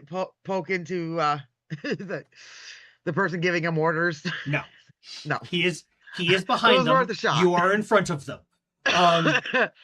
However, I will give you an immediate free attack if you want to blast one of them with some fire. And then it is going to be your turn to Yes. do that again. Absolutely. Okay, do that thing. Oh, I'm sorry. And it is difficulty 4. I'm sorry. And No, difficulty 5. I'm sorry. okay, so I'm going to fire onslaught. The guy in charge of her. If he's on fire, maybe he'll have a difficulty, giving orders. Fair.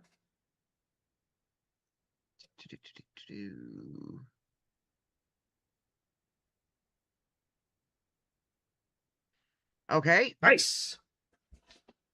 So 4. Okay, that's 4 points of damage to the face. Yep. He is somewhat perturbed by this. And now it's your turn. So would you like to do that again? I am going to do that exactly again. Okay. It's still difficulty 5.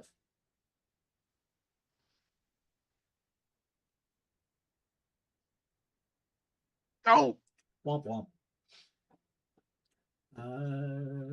What is difficulty? You need a 2. No, there's no. Well, 4. Would you like a devil's bargain? Considering he's right up at my grill, why the fuck not? Okay. So yes, the damage gets through to Keatle. One of the vines snaps.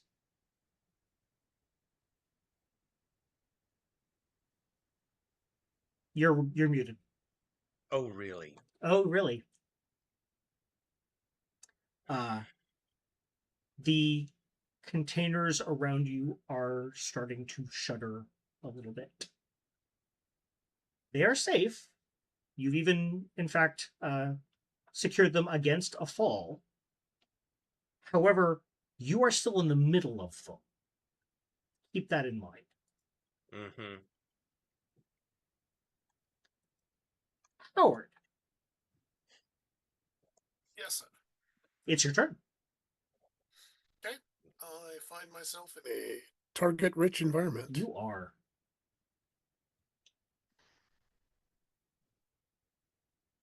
Well, they just poked me, so Yep. that cannot stand. Okay.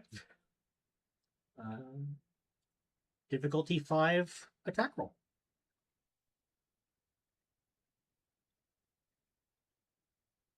5, even though there's less of them now. Yes. Okay.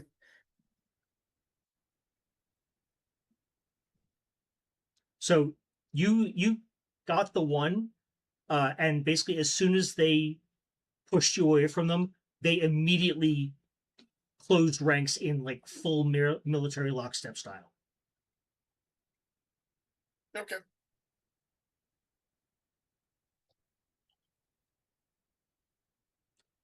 Okay. There appears to be a hole in their ranks now.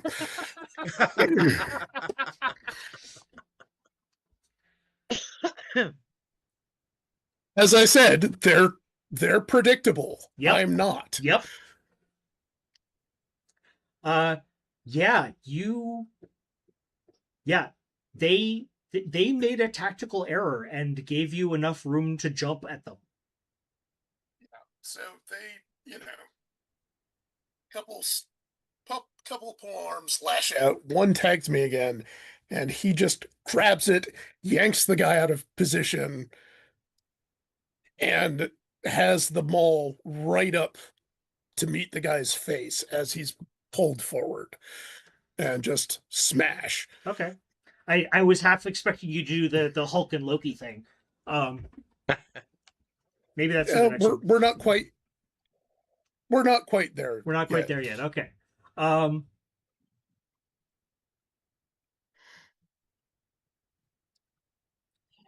Zahar, Okay. you are now a short distance away from the phalanx that I mean, Howard is dismantling, Yes. but he's dismantling them one at a time.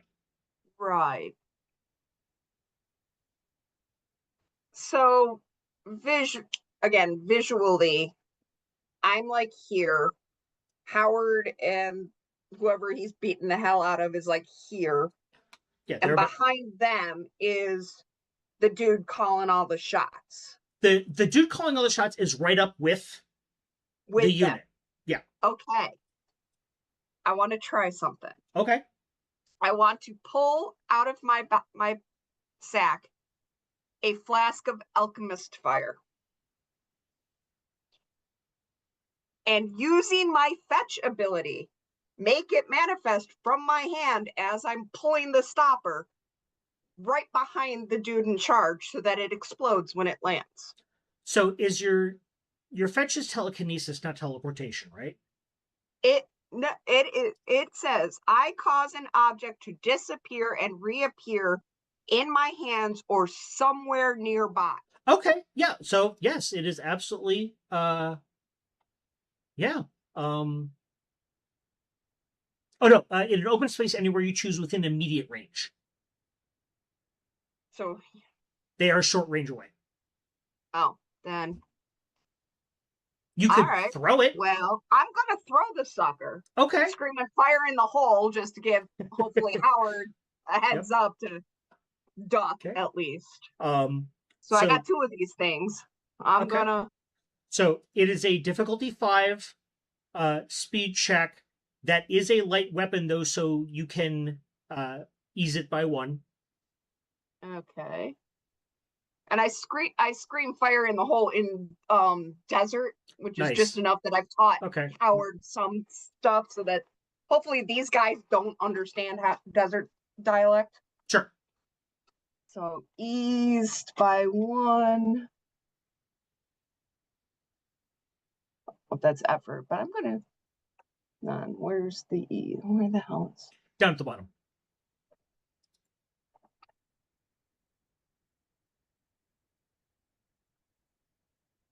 I am totally not seeing it. That's all right.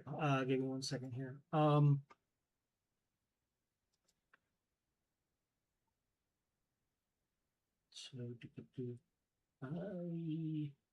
I'm sorry. Under difficulty settings in the all-in-one roll, the second section, situational modifiers. There it is. Eased by 1. Yep. And it's been a while since we played this, folks. We're a little rusty on the UI. I roll again. Okay.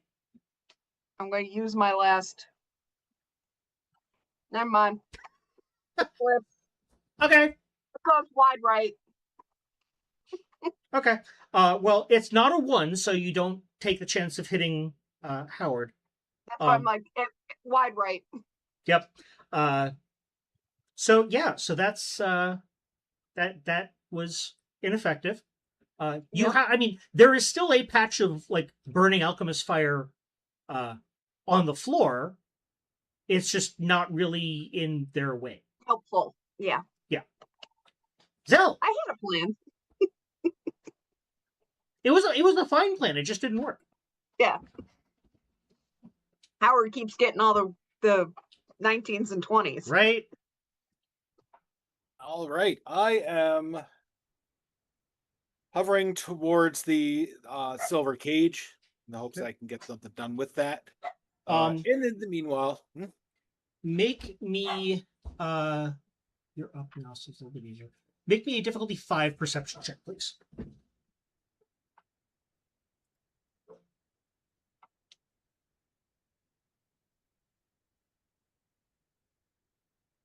ooh, Okay. All right. and so I am going to drift in that general direction, of course, paying attention to the combat, and use my encouragement ability to improve everybody's defense because I have a feeling we're about to need it. And that is what within short range, I think. Yes, allies within short range.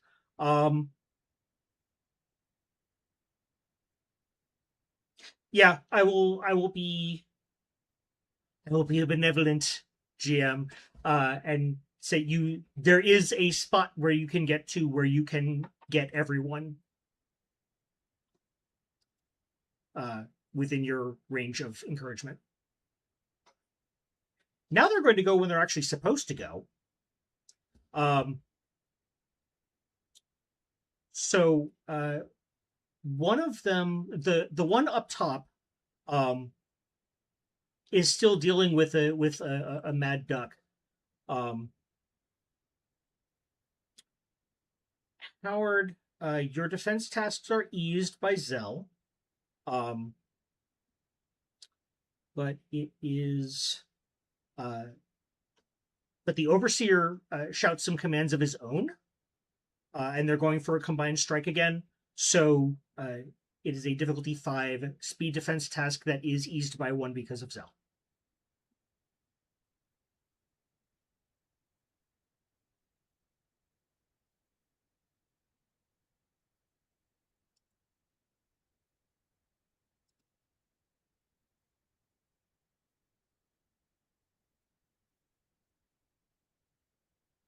So, all right.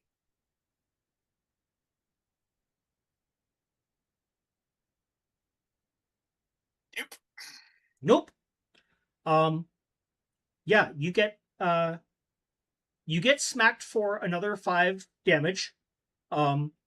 However, the overseer is smart enough to have directed them not to push you back, as that just seemed to help you out.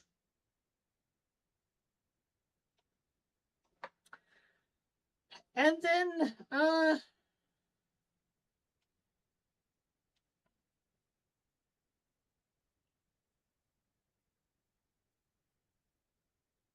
so what did you actually do on your turn? Did I forget? Other than the perception check. I boosted everyone's defense. Oh, you're right. Yes, that was it. Yes. So the other one, the other group down there, they actually recognize a commander when they see one. And because they have pole arms, you are still within range. And so the overseer is directing them at you. That is a difficulty 5 speed defense task. You are certainly within short range of yourself, and even you believe your own bullshit. So Is that an asset or is that an easement? that's an easement. All right. I think it's an easement. Ease, yeah. Yep. Unless you're at your asset cap, it really doesn't matter. It's still a step either way. True.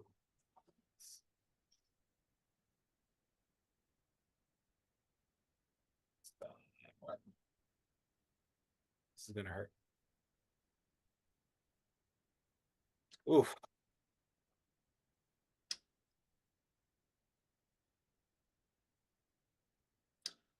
So keeping in mind that you have 5 damage incoming, modulo what your armor is. Would you like a Devil's Bargain? Well, that'll drop me to 0 regardless, so yes. So remember, you don't die when one of your pools reaches 0. You're just hindered.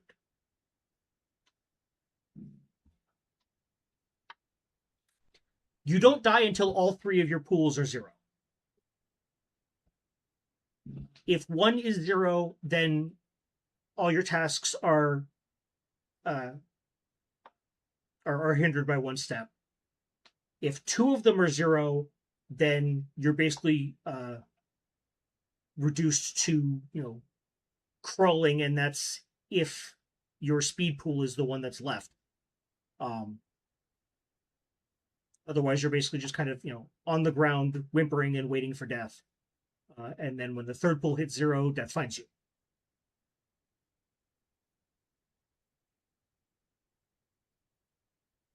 I will take my chances with my friends and hoping to keep them alive, so I'll just take the shot to the might pool. Okay. 5 damage modulo your armor. Okay. Tick Heedle. You are in the middle of an increasingly unstable situation. Mm-hmm. You can probably, because you are where you are, you can probably fix things enough, but that will be your turn.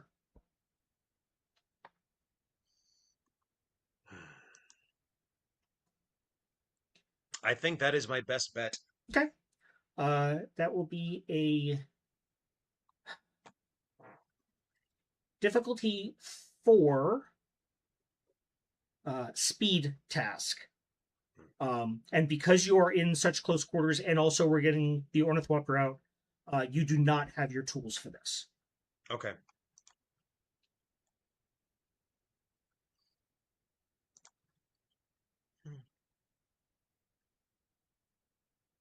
Can't even offer you a bargain on that one. Oh, right. okay. Yeah, it's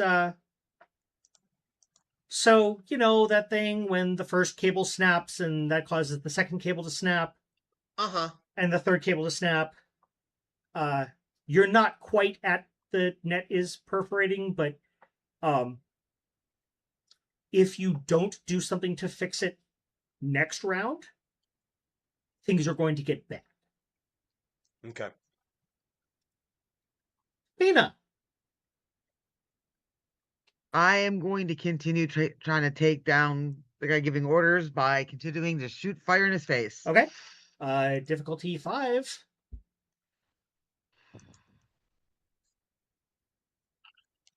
Yes. Okay. Do you want so remember to click the little change thing to get your points back? Yes. Yep. Do you want the extra damage or do you want a major effect?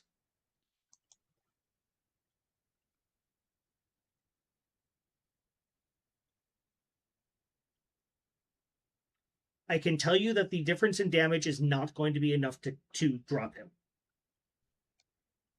I'm going to see if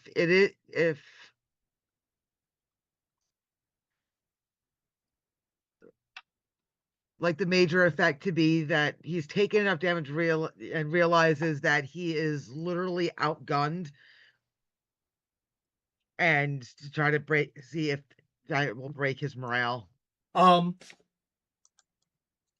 Even enough to falter to make it easier for Zell or the rest of the party to be able to hit him. Yes, you can absolutely do that as a major effect. Okay. I need you to make they are extremely well trained, unfortunately. I will need you to make a difficulty 6. This will basically be an intimidation roll. You can ease it by 1 step because he's already pretty well damaged. And it isn't. Okay. It's intellect if you don't have. Okay.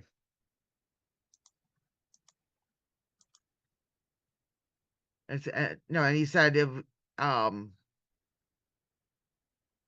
it was eased by 1 because Eased- of the damage he's Yep, taken. eased by 1, and then it's an intellect roll, so do with that what you will. Oh, Well, intimidation is not exactly my strong suit. okay. So you can roll again. I am willing to offer you a devil's bargain, or you could just let the failure stand.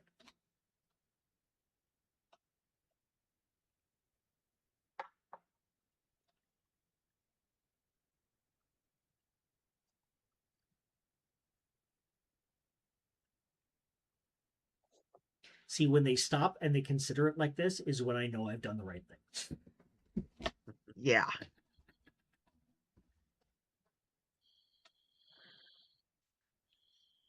I will take the devil's bargain and see what happens.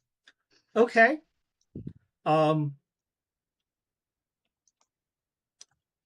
So you do in fact route them.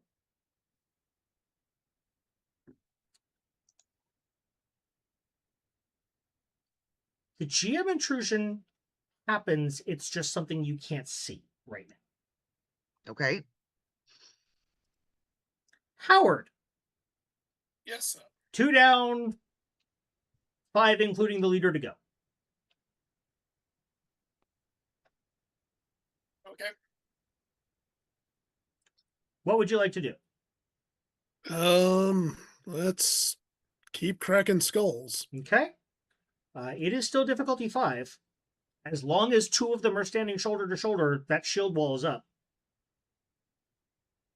Okay. Well, you know, their math is going to eventually eliminate that. Yes.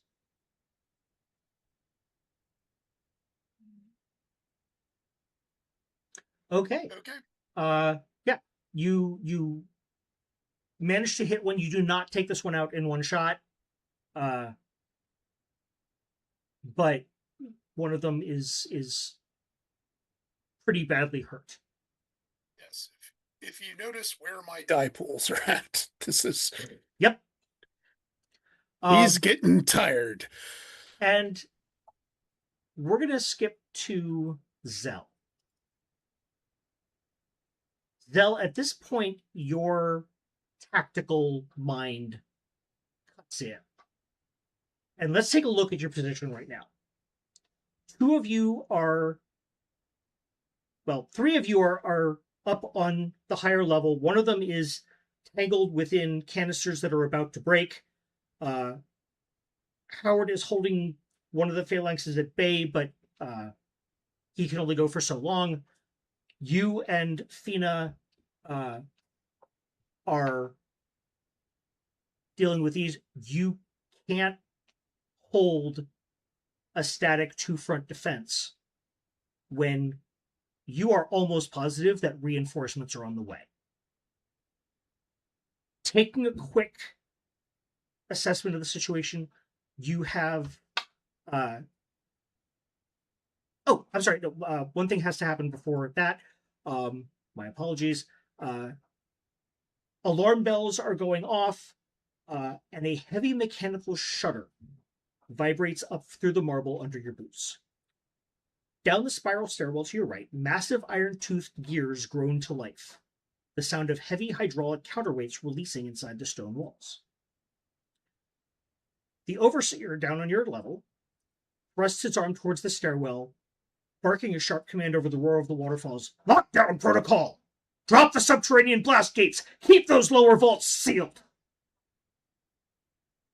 Far down the spiraling stairwell, you hear the slow, ominous thrum-clack of massive stone slabs beginning their descent across the lower thresholds, promising that in a matter of moments, access to whatever lower vaults may be down there will be sealed personally. if you can get there in time, that would be an incredibly stable place for Tequil's cousins. So that's option one, is you can try to rally and hold off these forces long enough to basically do a defensive retreat down the staircase with these canisters, which you will note that the net that is securing them is starting to fail. If you do that, that will surrender the conservatory. The garrison will lock down the lower court. Whatever records are in that book will be secured. The celestial will go, will almost certainly be taken deeper into the complex. And Seraphina's only known link to her history will be carried away in chains. Option two is you can rally your forces down here, break this phalanx, crack the lock on the ledger, hopefully release the celestial from their cage. You can actually see now, since Seraphina has her halo up, that the thrums of energy coming through the cage and down through the conduits are starting to mirror themselves in her fire. But if you do that, it basically means surrendering the upper level, which means you have no idea what may happen to Ketel's family. You must make a choice, and unfortunately for you, you must make it now. What do you do? Well, I'm going to go with fighting retreat. And let's see. Because basically it's we can try to save the celestial or we can try to save the gnomes. Yep. And I'm not certain that we even can save the celestial. I mean, you're also not 100% sure you can save the gnomes, so. Yeah. I It's have more up to you. faith that I can do that. Okay, it is up to you.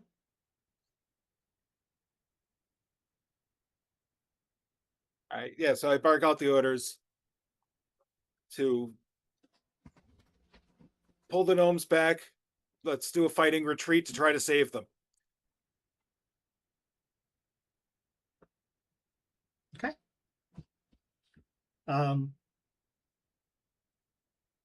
So yeah, we're going to hand wave a little bit here. You all regroup back at the.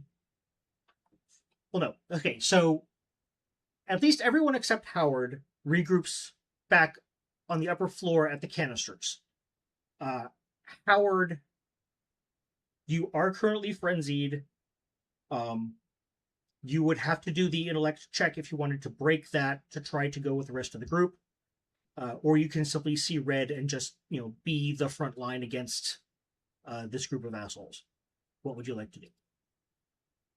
He's gonna buy his people enough time to get out. Okay.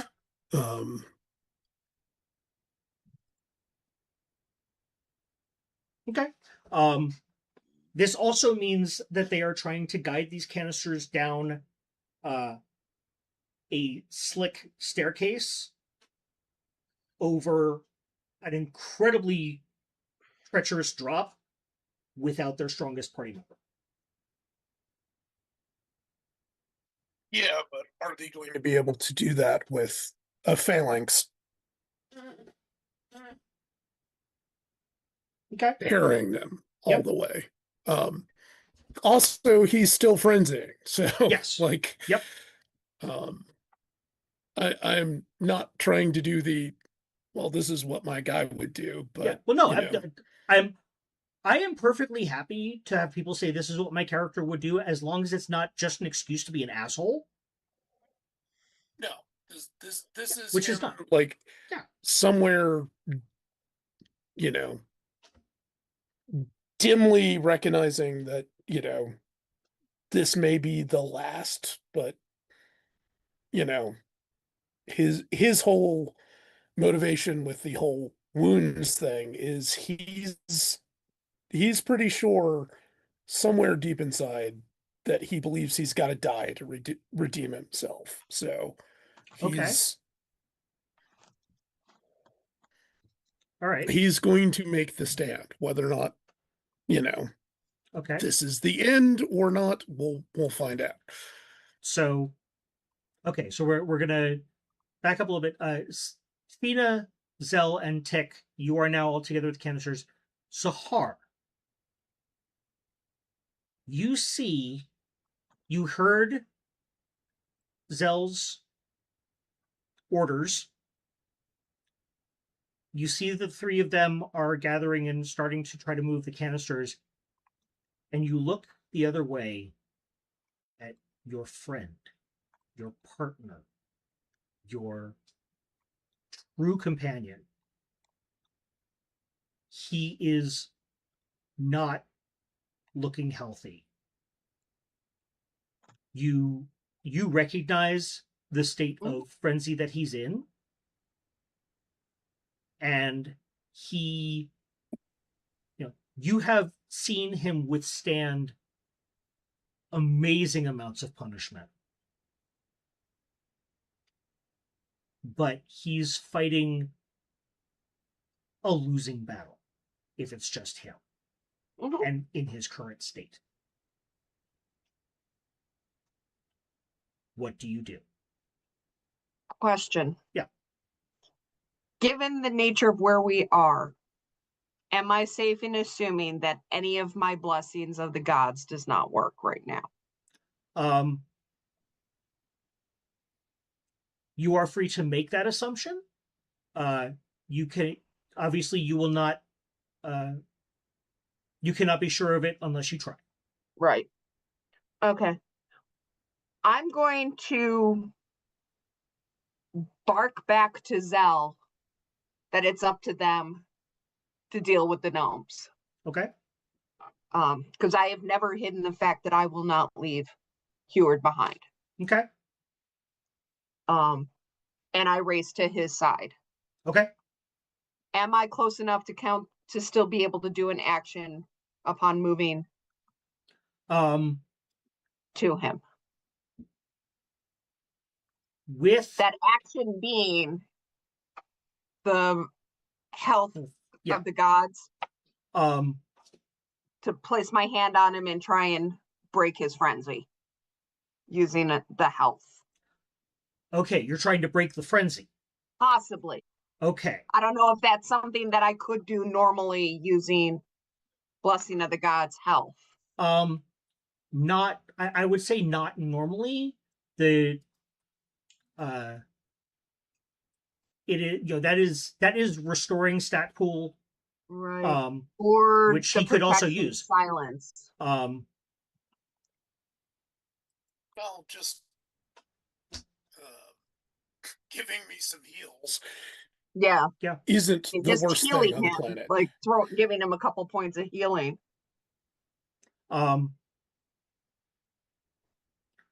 So because if not, I race to his side with my blade drawn. So you can certainly try. It will take a speed 4 test to do it. If you fail, you are still there. You just didn't get there in enough time to do the thing. Okay. I'll race to him with a speed 4 and hopefully get there close enough to lay hands on the duck. Yep. Nice. Okay. Hi. It is a difficulty 2 Blessing of the Gods roll.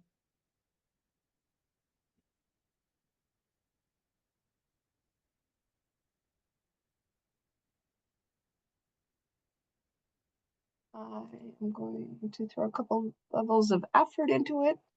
Yep, because you can do one. Well, actually, no, you can't do one for free because it still costs Right. 3 points. But I did it. Whew, yeah. With a 2, I still did it. Okay, So now I have to roll a d6. a d6. Okay. So And he gets 3 points wherever he wants to throw it. well, no, it is to one pool. Right. So it's 3 points to whatever Yep, pool yep. Right. That's all I can give you. I can't do any more because it's harder for every round. It's all right. It gives him a chance. Okay. So what we're going to do here is we're going to kind of blur out the rest of the combat for a bit and focus on the canisters, and then we'll come back and see where the fight has gotten. So the three of you, you are still won't have enough damn screen real estate to do everything I need to do. So you manage to maneuver the canisters over to the staircase, but you realize that you have to guide these 4 heavy stabilized but still overpressurized glass stasis cylinders down narrow, wet, spiraling marble steps hanging over a drop that you can't even see the bottom of without either shattering the viewing panes or losing momentum. This is going to be fun. No.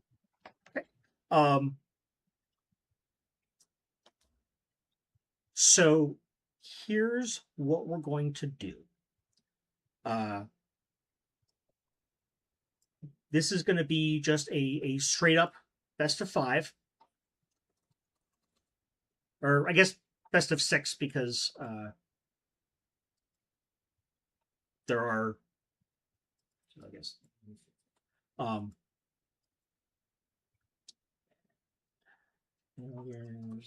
there's also 4. So again, we're going to do, each of you is going to declare what your action is. Then we will resolve them and assign successes or failures as appropriate. So I'm just going to go down my screen here. Serafina, what you doing? I have a crazy idea. Okay.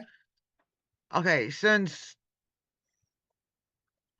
we may or may not be able to save the creature, it looks based on like the cage and the lock and all of that it's like drawing the fire energy off of it. Whatever that energy is, whatever their celestial energy is, it's certainly being, yeah. So and you can feel it like in the back of your neck. It's like this pulsing pressure. So do you I mean, what I'm thinking, what I want to do is I want to use the fire and ice ability to basically make the target that either become very hot or very cold. Okay. To see if basically kind of if it's fire supercharge, seeing if that will give it enough of a boost. Okay, so you are still looking at freeing your kinsman. Yeah. Okay. I need to at least try this one last thing to see if I can do a thing. Yeah. Yeah. Okay.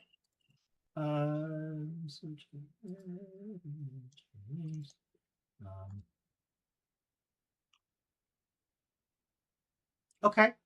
We will do that at the end of the round. That will count as a failure for the purposes of getting the canisters down. Which means Tick and Zell, it's up to you. Tick, what are you doing?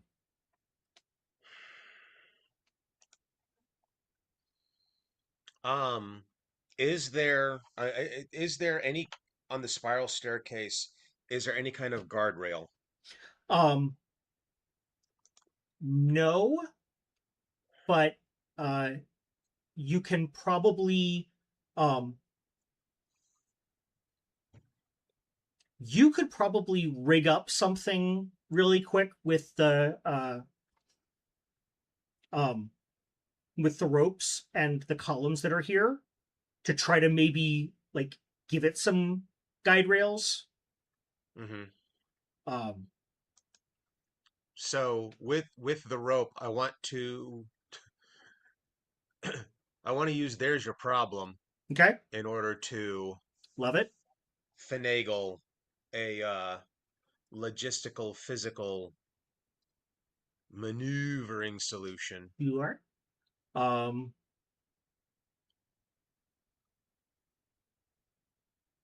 Yes, you can absolutely use "There's your problem."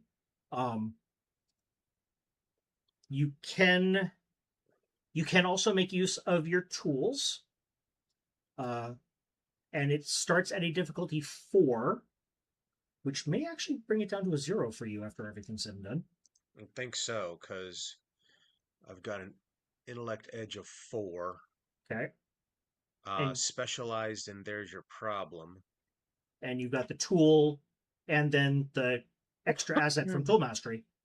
So yeah, you can just this can just work. Okay, I would like that. Now, that being said, Mm-hmm. you can still roll. Again, a natural 20 will be 2 successes. 1, because the difficulty is now below 0, a 1 will still succeed, but will trigger an intrusion. It is up to you whether it is up to you if you want to roll or not. Understood. I also have a best tool cipher. All that's going to do is further lower the difficulty. Okay.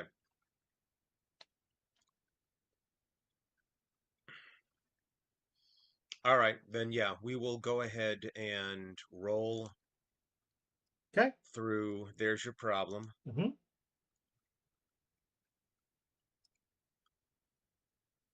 And we are putting in 2 levels of effort. So you don't have to do that. Okay. You can put in 1 because that'll be free. You can get the asset from the tool and the additional asset from Tool Mastery. So you're going to succeed.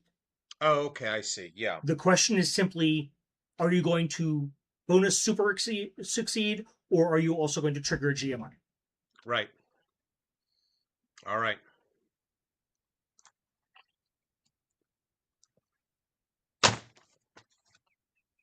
Oh, Zell, because you are there and actively involved in this, you can throw an XP at him if you want. Yeah, we should do that. Thanks, Zell. Just click the reroll. Yes! Oh my God. what?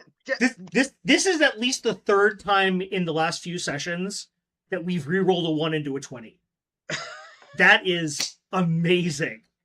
Holy crap. You're welcome. Thanks, Zell. I'll totally not That's step on funny. you next time.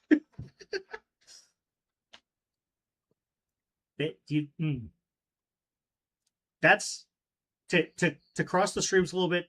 That is burning a couple of tags right there. Yeah. Yeah. Okay. So yeah, you get 2 successes. You have a failure because Seraphine is not doing anything. Zell.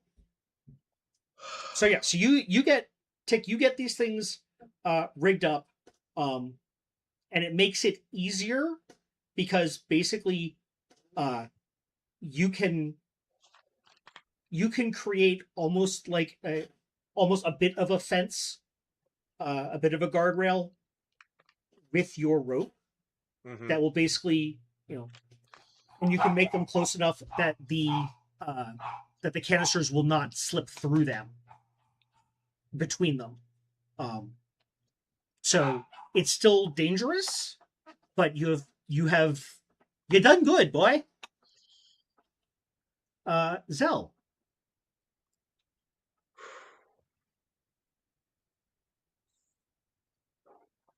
All right.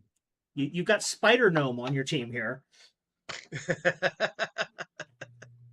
Okay, so my might pool is completely exhausted, so that's not going to do me a whole lot of good in this situation because I really don't have a whole lot of might to give you. Ooh, yeah, so you're hindered. Yes. Okay. But I also happen to have a follower who counteracts that, so Yep. basically she's doing all the heavy lifting right now. Okay, so you've got them. Put your back into it. You've got them as secured as they're going to get, so well, I guess we start moving them. Okay.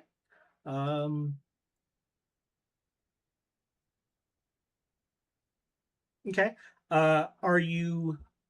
So this check can use whatever pool you wish, as long as you can tell me how you're using that stat.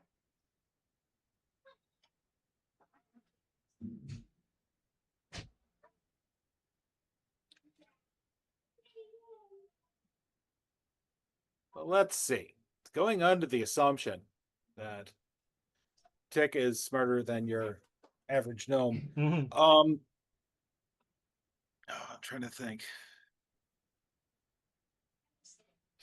Actually, if he's pushing them to get them moving, I'm going to use speed to direct them into the right direction so they don't stray off on the slippery surface. So that shouldn't take as much force, but it should take some good reflexes, which I may still have. Yep.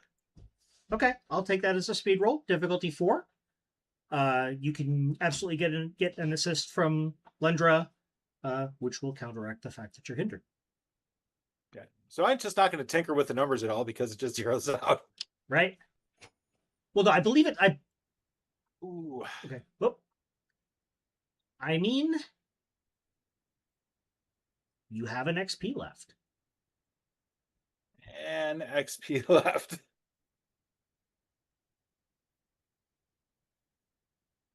Let's see.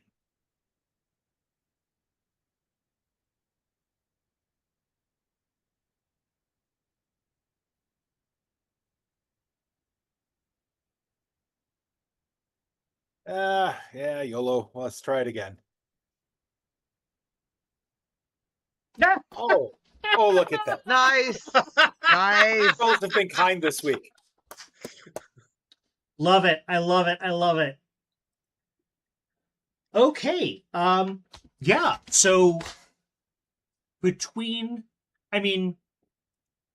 Zell, you've spent most of your career doing what most people would describe as greasing the wheels. You have taken it to a whole new level right now. The two of you are a well-oiled machine. You absolutely managed to get these things down there. And we're going to put a pause on that for a moment because I want to know how the combat plays out. So let's kind of narrate this a little bit. Zahar, are you going to keep trying to heal Mm-mm. Howard? Are you going to fight to the death? Yeah. Okay. Howard, are you going to fight to the death? Yeah. Or rather, I fight until Howard either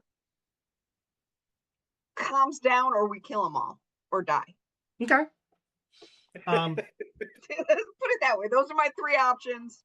I mean, I stop if I when go Howard down, stops. you are allowed to drag my ass off. You know, like there is a fourth option here. Okay. Or, you know, trying to make me see reason or something. But yeah. Okay. So then I need each of you to make me a difficulty 5 attack roll. Difficulty 5 attack roll. Mhm. And that's just using our weapon? Yeah. Okay.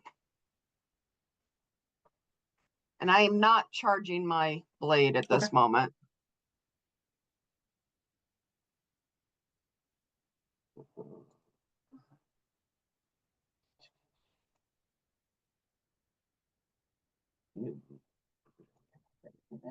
Okay.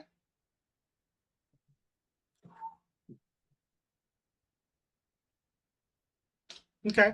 And then each of you make me a.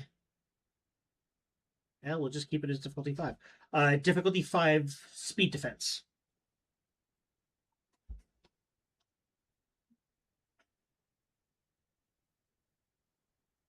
Ooh. Oh. Okay.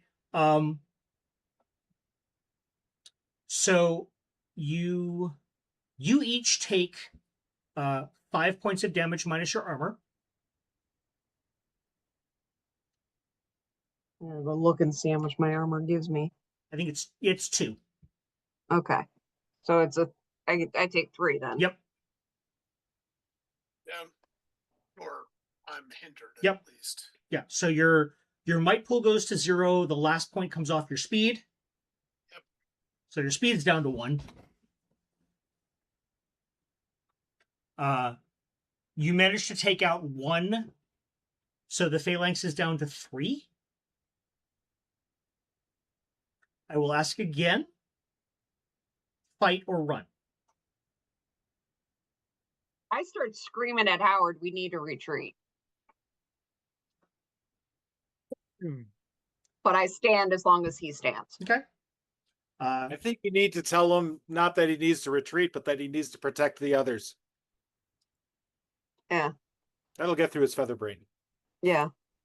We can't let them kill the others.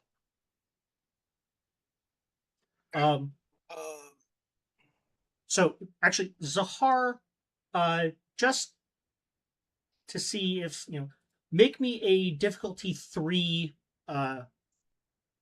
intellect check.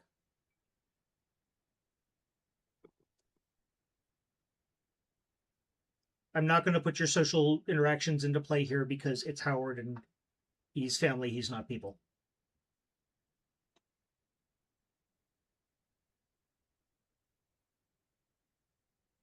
I break through his frenzy. So you don't break through his frenzy automatically, but the minor Right. effect will give him an asset to the roll because what you tell, you can get him to basically understand that a defensive retreat falling back is kind of the best of both worlds.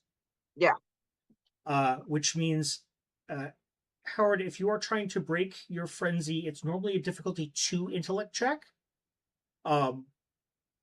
You get 1 asset from Zahar, and you cannot spend intellect points. Yep. Why is it a difficulty 3 then? Because you are hindered. Okay. That makes sense.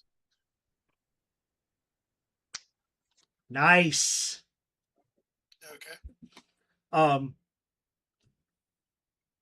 Okay, so I think with that being said, you guys you make your retreat. The phalanx is keeping pace with you, but you are at least closing the gap towards the rest, or towards most of the rest of your teammates. Serafina. Because Okay. we've split the party 3 ways now. Yay! Yay! Sorry, guys. That's all right. So you are trying to use fire and ice to heat up the cage to see if that will overload it. Is that right? I want to see if, yeah, basically try to use the fire to see if the ambient heat from it somehow can Okay. basically give some juice back to the creature. Okay. Because you are just kind of throwing something against the wall and seeing if it works, it's going to be difficulty 6 intellect task. Or I suppose it's a fire and ice task.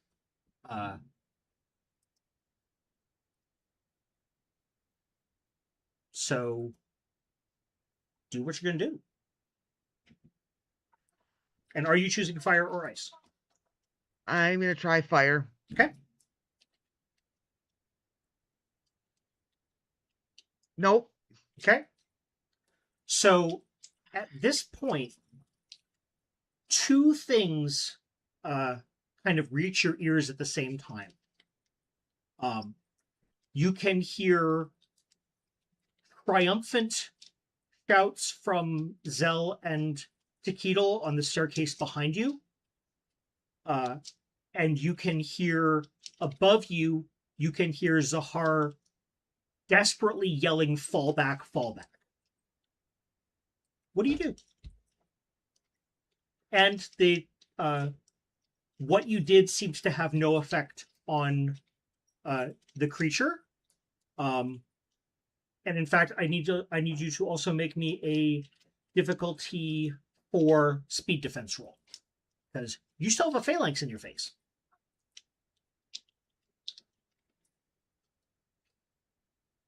Son of a bitch. Oof.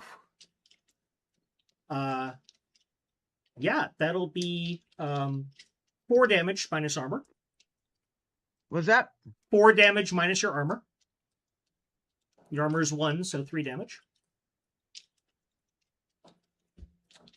And then, are you going to continue trying things, or are you going to make discretion the better part of valor?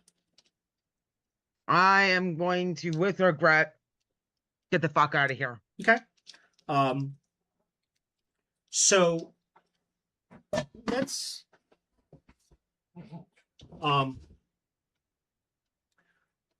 we're gonna have the party kind of meet up at the bottom of the staircase. The phalanx has followed you down, so they are still pressing. Did get a minor effect. Yes. Can I try something? Sure. Are there's a vague notion that there's like colonnades around, right? I've got concussive blast. Can I, instead of attacking them, can I make it like either make it rough terrain so it stalls them, or drop a pillar in front of us so we can break contact on our way out? I know I'm going to still need to roll. I'm just asking, with the minor effect, do I get that opportunity? Yes. With the minor effect, you cannot bring a pillar down, but you can make enough of the marble treacherous enough terrain between whatever you do to break the floor and the water that is still running down, that you will get a little bit. If you succeed, you will get basically a round of breather when you all meet up at the bottom of the staircase. Is that fair? That's totally fair. Okay. It will be a difficulty 4. concussive blast.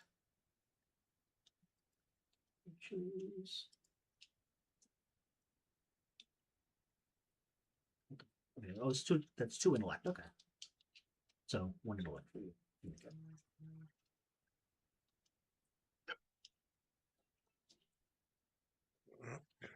Okay. Nice. Ooh, wow. Howard is on death's freaking door, man.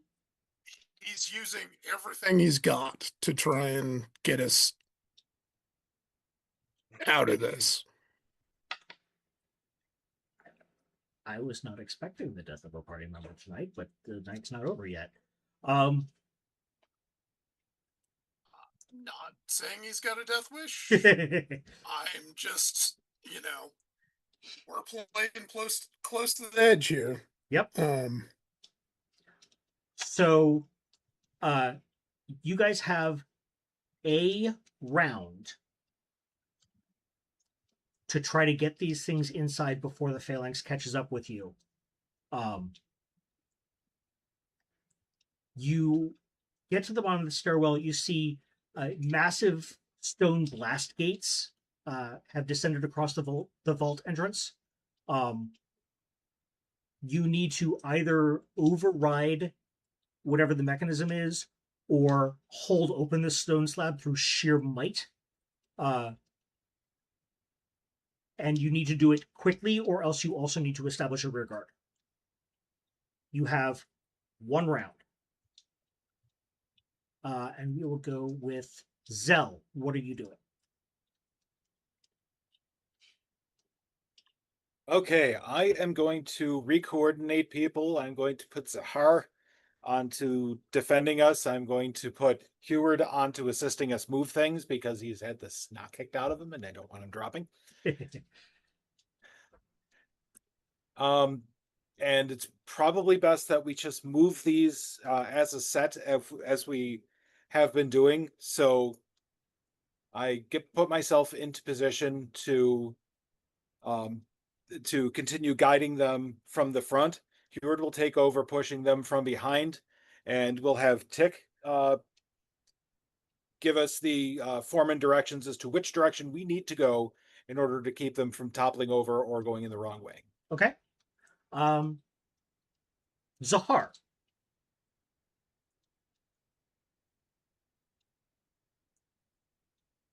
Yes. And I'm sorry, I spaced out at exactly the wrong moment. So, Patrick, I did not actually hear what your order to Zahar was. He wants me to be the guard. Okay. I'm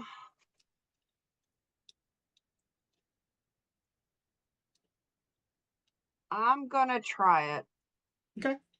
I'm going to take a step towards the phalanx, just 1 step. Activate my blade and do power crash. Okay. And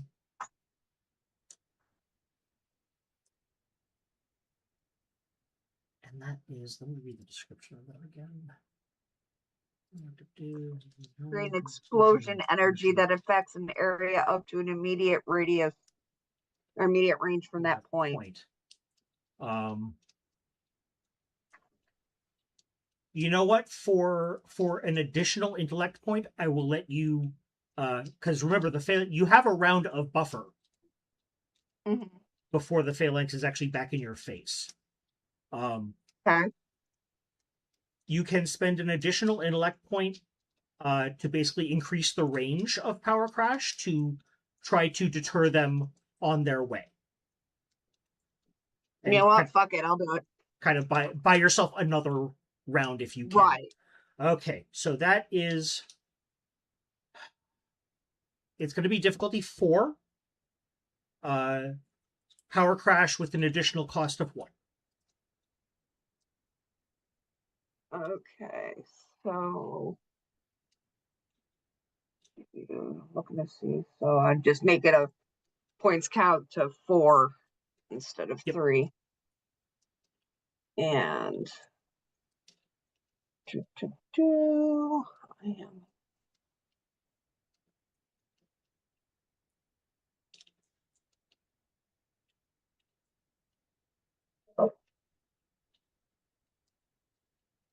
Wasn't a wand. Anybody got any XP? Or are we all Nope. tapped? Seraphina has 1. It's just I will- showing that the goddess is not able to throw. Yep. I will throw my blade. 1 XP at you, Ecat. If you want it, you don't have to. You know what? I'll try it at this point. Okay. Oh, It got better. I tried. wow. Okay. It's just enough buffer that the goddess can't Yep. get my sword. Yeah, you are you reached for the healing energy, Yeah, and that that was. Yeah, there was enough desperation in there because your friend was about to die, yeah. like literally moments away from death, that I think you were able to sneak a little bit of a connection. It was very, very weak. Mm-hmm. And I tried, guys. yep. All right.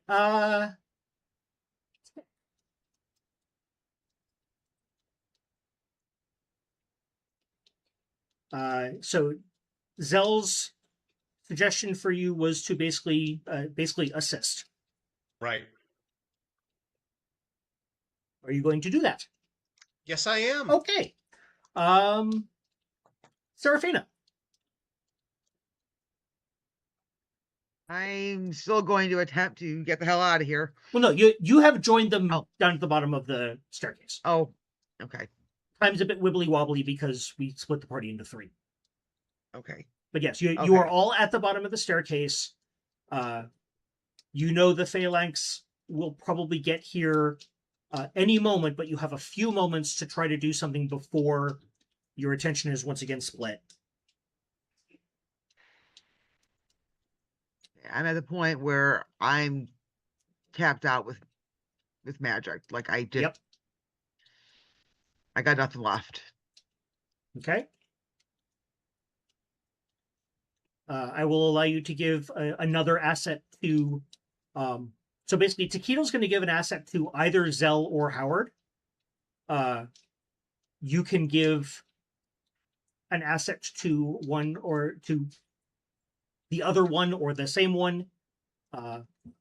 Basically, they're both going to have. Sorry. Howard's going to have a difficulty for might check. You can, Howard, still apply 1 level of effort to this because it wouldn't actually cost you any points. Zell's going to have a difficulty for speed check. And they are both currently hindered. And Okay. they will both need to succeed in order to get the canisters under the stone slab this round. Okay. I will throw basically myself as an asset to help Zell. Okay. So Zell has an asset to Kittle. Are you pitching your asset to Zell or Howard? Howard. Okay. So you guys each have 1 asset. Howard, you need to make a might check. Zell, you need to make a speed check. Zell, you can get an asset from Lendra. You can also, you actually have some points to throw at this. Okay, so I have 2 assets and 1 hindrance, correct? Yes. Okay, so that works out to 1. But figure out all the hindrance is on this damn page. It's the same thing as eased by. It's a drop down that should say eased by or hindered by. There we go. Yep. Hindered by 1. Hindered by 1, 2 assets, and then whatever effort you want to throw at it.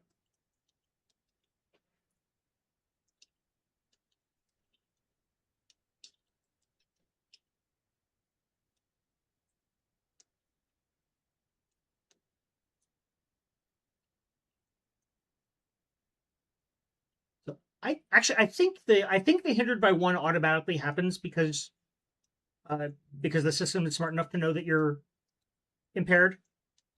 So do it without that, and if it doesn't take that into account, we will adjust the results. In that case, because I don't trust the dice anymore tonight, I'm just going to pay the 5 speed it will take for me to succeed. So the roll is still hindered. So Yes. it's a 5 minus your 2 assets is 3. The question is whether or not the system will take the hindrance into account when you make the roll. Oh wait, did you say it was a base difficulty of 5 or 4? 4 plus 4. 1 for hindered minus 2 is 3. 2 effort, it drops to 0. It's a 3. 2 effort, it drops to 1. And then I'm throwing in the assist. We should give him That's the 1 asset. that's No, one but asset. I also, Okay. I also have Lendra, so 2 That's assets. right. 2 assets. So it starts at a 4. You 2 are hit. asset, 2 assets These brings it up to a twice. 2. Hindered because you're impaired brings it up to a 3.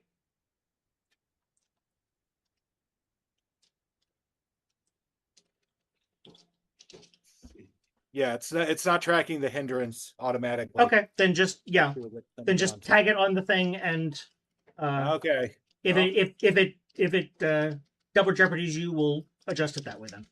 Well, we'll roll them dice, see what happens. Oh, Okay. oh, was that worth it? Wow. Ooh. Okay, Howard. Skin of your teeth. Oh yeah. It is a difficulty 4 might roll. It is hindered by 1 because I could have sworn it took that into account, but I guess it doesn't. Nope. So I've Hold factored on. that in. I've got 1 asset. Oh, and okay. I'm- I know why. If you go to the combat tab to damage and recovery, if you select that drop down that currently says hail, put it at impaired because you are impaired. That's Yep, which means technically you should have paid 2 more speed, Yeah. Zell, because I'd forgotten that effort costs extra when you're impaired. Okay. So just knock How yourself much more? just 2 more speed because you put in 2 levels. Just 2 more speed, down Yeah. to 1 speed. Right. Get him. Fortunately, you've got your big brain left. So Barely. yeah. So Howard, you are 4 hindered by 1 asset.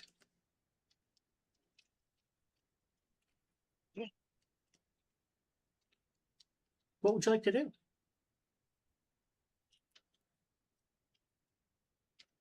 it's not figuring correctly.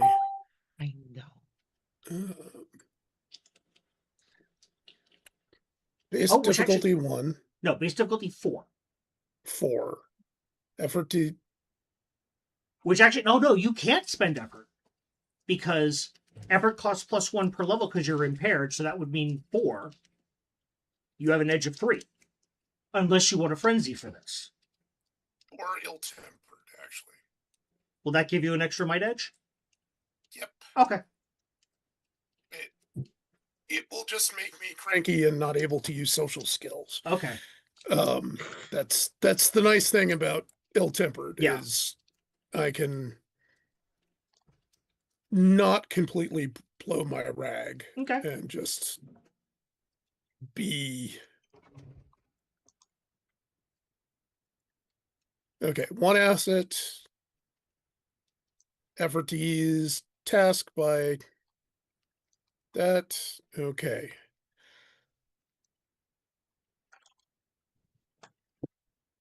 Okay. Never thought a low difficulty task would be that harrowing. Right?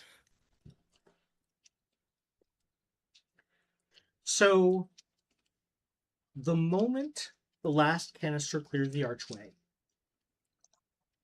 the 5 of you, 6 of you, Lendra, keep forgetting she exists,